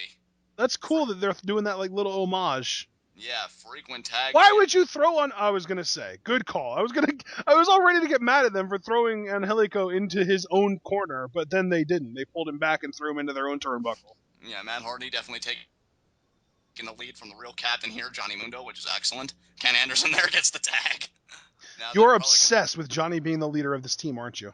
Well, I mean, obsessed with facts, of course. You know. But Matt Hardy is technically the leader. Sure. He's listed on Wikipedia as the team captain. Well, you know, anybody can edit Wikipedia. If I wanted to, I could say that George Washington was the leader of this team. Now, obviously, that's absurd. And here comes again Johnny Mundo. Okay, John, you go ahead, and when we're done with this, I want you to go onto Wikipedia and edit the Lucha World Cup page to say that George Washington is the captain of Team Lucha Underground ROA and TNA. I will. I will definitely do that. I want to see you do that. And look at Mundo here. Beautiful. What a pinning combination on Angelico. Angelico does kick out, though. I feel like Angelico has been in this match for a long amount of time.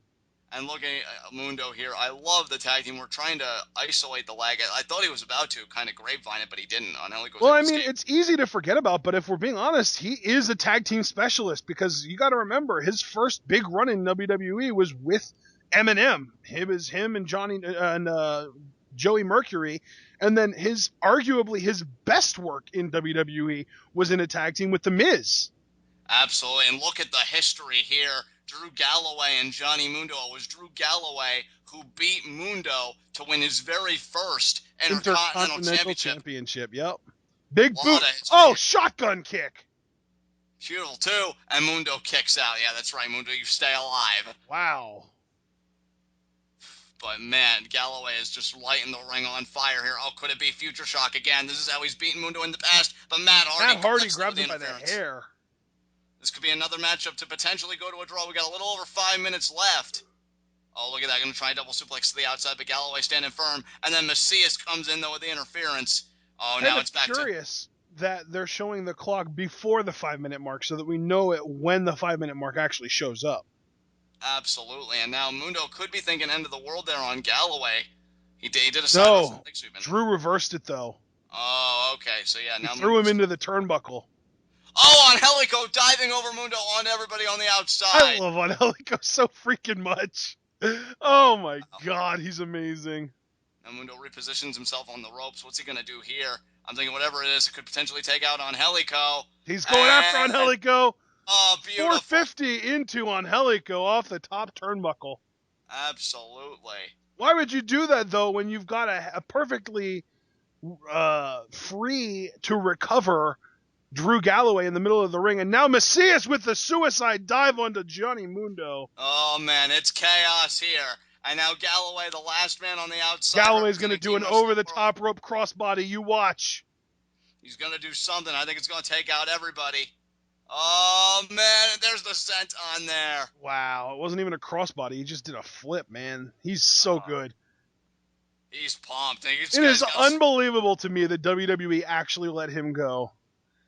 Even more unbelievable than that is that they had him in frickin' 3MB in the first place. Are you kidding me right now? I mean, I really thought we had a star in Drew Galloway. You had Vince McMahon be such an integral part of his debut, and now it's back to the original two men here. Galloway and Mundo. Mundo there with the reverse, going to try for the victory roll here. The backslide. Backslide, no. Oh, there's the Future shock. He got it. Is someone going to break up the pin, though? That's the question. I think somebody's in the ring. Can they get it? 1, 2, and Matt Hardy breaks up the count. That was going to be all. And I have no qualms about saying that would have been it. Matt Hardy, twist of fate. Twist of fate there by Matt Hardy. And look at Galloway, though, in perfect position, potentially 4, but he rolls over Angelico. Angelico there. Oh, tries to kip. And kicks Matt Hardy in the end. Angelico so quick. It's like 0 to 100 miles per hour in no time at all. We're going to get a mic check. I think we're going to get a mic check. Mic check. Anderson. Angelico reversing. Beautiful. Tried for the kick. And now, again. Can he get it this time? Mic check. And he nailed it. Everyone's hitting their finishers. El Macias there with the spear. And now another spear. That one to Matt Hardy. He's spearing everybody. Oh, is he going to try and spear Mundo here? But Mundo dives over. And now, flying chuck to El Macias. There you go, dude. So now we're back down to Galloway and Mundo. Come on, Mundo. And let's not allow ourselves to forget, Galloway is more recently damaged. He took that twist of fate from Matt Hardy. Absolutely. Mundo has got to capitalize on this.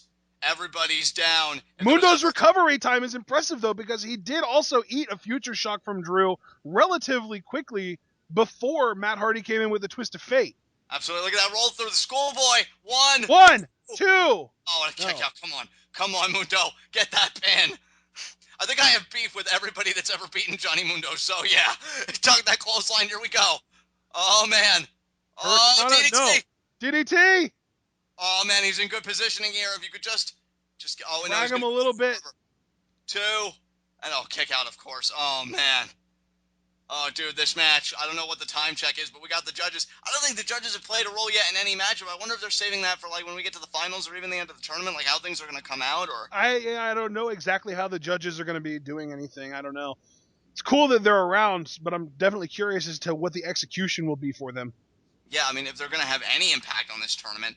And now again, I mean, you really have to figure at some point that some of these guys on each respective team have recovered. The more Galloway and Mundo go at it, and oh my god, and right into the turnbuckle with that German. I will say though, I think what makes this match so great is that it's the least predictable match on the card so far. Definitely. Because I think everybody knew that Alberto and Brian Cage's teams were going to win so that they could face off in the next round. And because of the fact that Team AAA had to lose, I was kind of convinced that Mexican Legends were going to win. So this match, really, I have no clue who's going to win this. It's completely up in the air to me. Right. And especially because there are Lucha Underground performers on both sides. So there's not necessarily a favoritism being played there. Oh, again, Galloway thinking future Well, shot, but Mundo had it scattered this time. Side Russian leg sweep, and look at the positioning. Oh, come on. He wants the end of the world. He wants it. Can he get it? Oh, but Galloway again. Look at that beautiful scouting by Galloway. And, shoves Mundo over the rope. So now we're actually on the outside. Oh, wow. This might go to a draw. This is going to a draw for sure. We need a time check. It makes sense, though, because these are two super fun teams, and one of them has got to advance, but you want this match to be as long as possible. Oh, yeah, and we're going to a draw. We're going to a draw. That's it. So who is going to represent each team? Galloway's got to be frustrated with himself. Him pushing Mundo on the outside instead of keeping him in the ring, that made all the difference in the world. We had a draw, but here's the thing, John. I don't know if you saw it, but at the very end, the referee was so concerned with counting that he didn't get down. There were 3 seconds left, and Drew Galloway had Johnny Mundo pinned. Yeah. Although it did look like Mundo kicked out there at the end. I don't know. We're never going to know what the exact decision would have been, but I definitely see your point, Ashton. Galloway even looked frustrated, saying, "Ref, what are you doing? I've got a pinfall here." Yeah, and Vampiro said that the ref sucks, so. Yeah, I mean, now, if you're the team... Now the question becomes, who do they pick to represent? You've got to think it's got to be Johnny Mundo and someone else, but I don't know. I mean, I don't know, Asher. We're going to have to see. It could be Johnny Mundo and Drew Galloway just finishing up their business. I was thinking the same thing, because that's kind of how they handled the Cage situation, too. Right. And I think Johnny Mundo's staying in the ring, so it's going to be him on that side. That'd be great if it was him and Angelico. Oh, my God. Oh, my God. And I think, it is going to be Galloway. Yeah. So we're going to settle this here. Oh, man, that's a lot of pressure as a Johnny Mundo fan. I got my hearts in my throat right now. Oh, man. I hate to tell you this, man, but I think Team Rest of the World has got this. You know what? I really can't disagree with you in all honesty, but the mark in me is Mundo to the bitter end. So absolutely, and I don't blame you for that at all. 5 minutes on the clock. We're down to 4:48 already, though. Oh my God, I never noticed the size differential between these two guys. No, dude, I'm telling you, Drew Galloway is like 6'6". He's tall as like he's and Johnny Mundo, isn't he only like 6 foot 6'1", somewhere in that range? Yeah, I think somewhere in that range. I mean, yeah. So I mean, even on paper, there's a pretty significant size disadvantage for Mundo here. Absolutely, and now. Oh, Mundo there with a kick. And remember, guys, if it goes to 5 minutes, and they just got to keep picking members for each team. But there's the boot there by Galloway, too. And Mundo kicks out. You were so worried. Every pinfall attempt, I don't know. Like, a lot of times I think it's obvious, like, they're going to kick out. But then other times you just don't know. Fireman's carry here from Galloway. Oh, he's going to take Mundo to the ropes. I don't think this is smart at all. No, I know, right? That's where he makes his living, man. That's his bread and butter. He's going to do the kick, though. Yeah, the kick. Yeah, and then he takes him back into the ring. That's smart there by Galloway. But, almost a super kick. Oh, but Galloway flips him off. Oh, but there's another super kick. Oh, wow. And then Mundo flips him off. I love it. And then the cover, but I don't think it's going to be a 3 count. I can appreciate these two flipping each other off so much more because of the history between these two guys. It's great. Absolutely. Oh, man. I mean, they had such a rivalry for the Intercontinental Championship. In fact, it went so much so that they one time had a segment when Galloway was heel, as McIntyre and Morrison at the time, parodied Braveheart. There's the seated running knee strike. So, it was a really good feud. I remember loving that feud. Yeah, so good. I really, in hindsight, now that I can appreciate guys, starting to be made, because at the time I was just like, oh, LOL, Morrison wins, every time. But, yeah, great feud to really build up the stock of Galloway at the time. And now, again, ladies and gentlemen, we only have 3 minutes in this sudden death. We might end up getting our next 2 contestants if Mundo doesn't hit this end of the world. This is the third attempt he has, and I think Galloway again. No way is he going for the cross. Oh, I thought he was going for the crossface. I was about to lose my goddamn shit. I could tell, but it looks almost like he's just going for the Fujiwara armbar. I don't go with what you can, but man, it looked like he was going to go. I was about to lose my mind. Oh my god. But he's got control of the arm. But that's smart because it takes out the future shock potentially. And look at that reversal now into a sleeper. But Galloway, those got so much McIntyre is power and really height. good at maneuvering himself around stuff like that. Oh, and then Mundo lands lands on his feet. ducks the Galloway goes for clothesline. the clothesline duck. Both Double guys think, cross body. do you think this is going to be the first matchup where we get another? Wait, what's 2?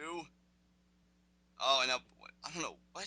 They both got their shoulders up. I guess that the ref was counting because they had their shoulders down.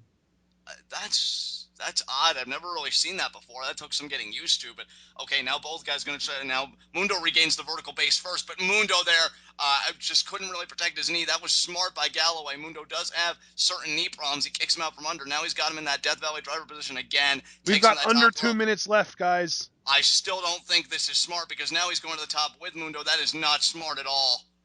Oh, but he may hit it go here. for like a white noise off the top? I think he is, and he got it. Oh, that could be it there. That might be that it, could yeah. be it. He's got the pin. Count. The ref is down. 2. 1, 2. But Mundo kicks out. He survived. Oh, man, and Macias, he can't believe it. And Matt Hardy is so happy. Oh, man, this is getting close. They may have to pick other members. But I would love to see Mundo get the win for his team right here so it doesn't have to go that far. But we've got a little over a minute left. Yeah, we're closing in on the minute mark. Oh, man, and again how many times are you going to take him to the top? Now, I've said it's a risk twice now, and granted, Galloway does have it pay off, but, I mean, how many times can you do this? And now, I think this is going to be the spot, dude. I think this might be the end of the match. Oh, and man, the end of the world! A fourth time, if Mundo can hit this, end of the world, he got it! He hit it! He hit it! The cover! He hit 44 it! 4 seconds left! 1, 2! 3! There you go, dude! He did it! Holy crap! They advance. You get to see Johnny Mundo in at least 2 more matches, bro. That is awesome. I'm so happy that this happened. Oh, man, yeah, we got that monkey off our back. We pinned Galloway. There you go. History continues, man, but, man. Who's left? It is going to be cool as hell seeing Mundo across the ring from Mexican legends like Blue Demon Jr., Dr. Wagner Jr., and El Solar. That is going to be cool as hell. And the even better thing is that after that match, he'll be facing off with either Cage, ACH, and Moose, or the Dream Team.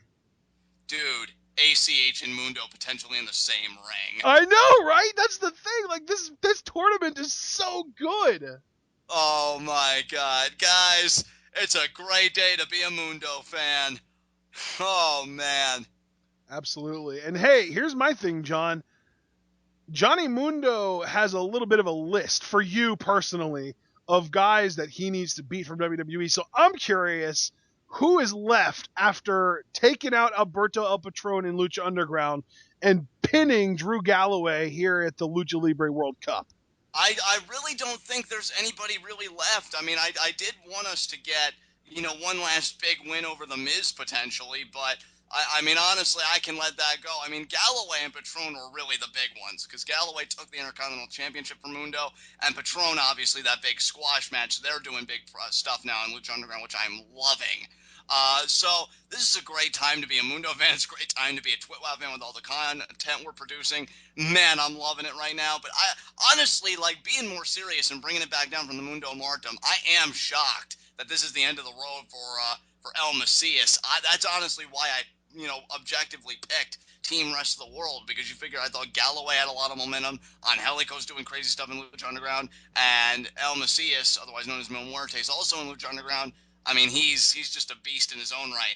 This, I thought, was going to be the end of the matchup right here. I mean, if we're being honest, they are kind of, in a way, protecting El Macias, because he was barely in that match at all. The only spot that he really had was just going crazy, spearing everyone, and then he didn't even participate in the sudden death. Absolutely. So I have to say, to that degree, I do think you're right. They did a great job of, protecting him, making him look strong. And man, I figured with Galloway repeatedly taking Mundo to the top turnbuckle, I figured sooner or later it Yeah. was going to work against him. And prior to that, I mean, Mundo had gone for the end of the world 3 times. Yep. And he kept getting countered each time. So 4th time in this case was the charm. That, I think, one reason very obvious, but I think it was a really good match. Probably my favorite tournament match thus far. That was so good. And again, I think to your point, the unpredictability factor, I think, really worked to its favor as well. I definitely have to wonder, though, if they're going to try and sign Johnny Mundo for AAA and not just Lucha Underground, since they're in such dire need of top heels in AAA right now. Hey, they might. Because, I mean, they're already using Brian Cage in that role, or at least trying to get him to fit that role. And Johnny Mundo has been, I mean, he's only been heel for 2 weeks, but he's been pretty good in that time for Lucha Underground.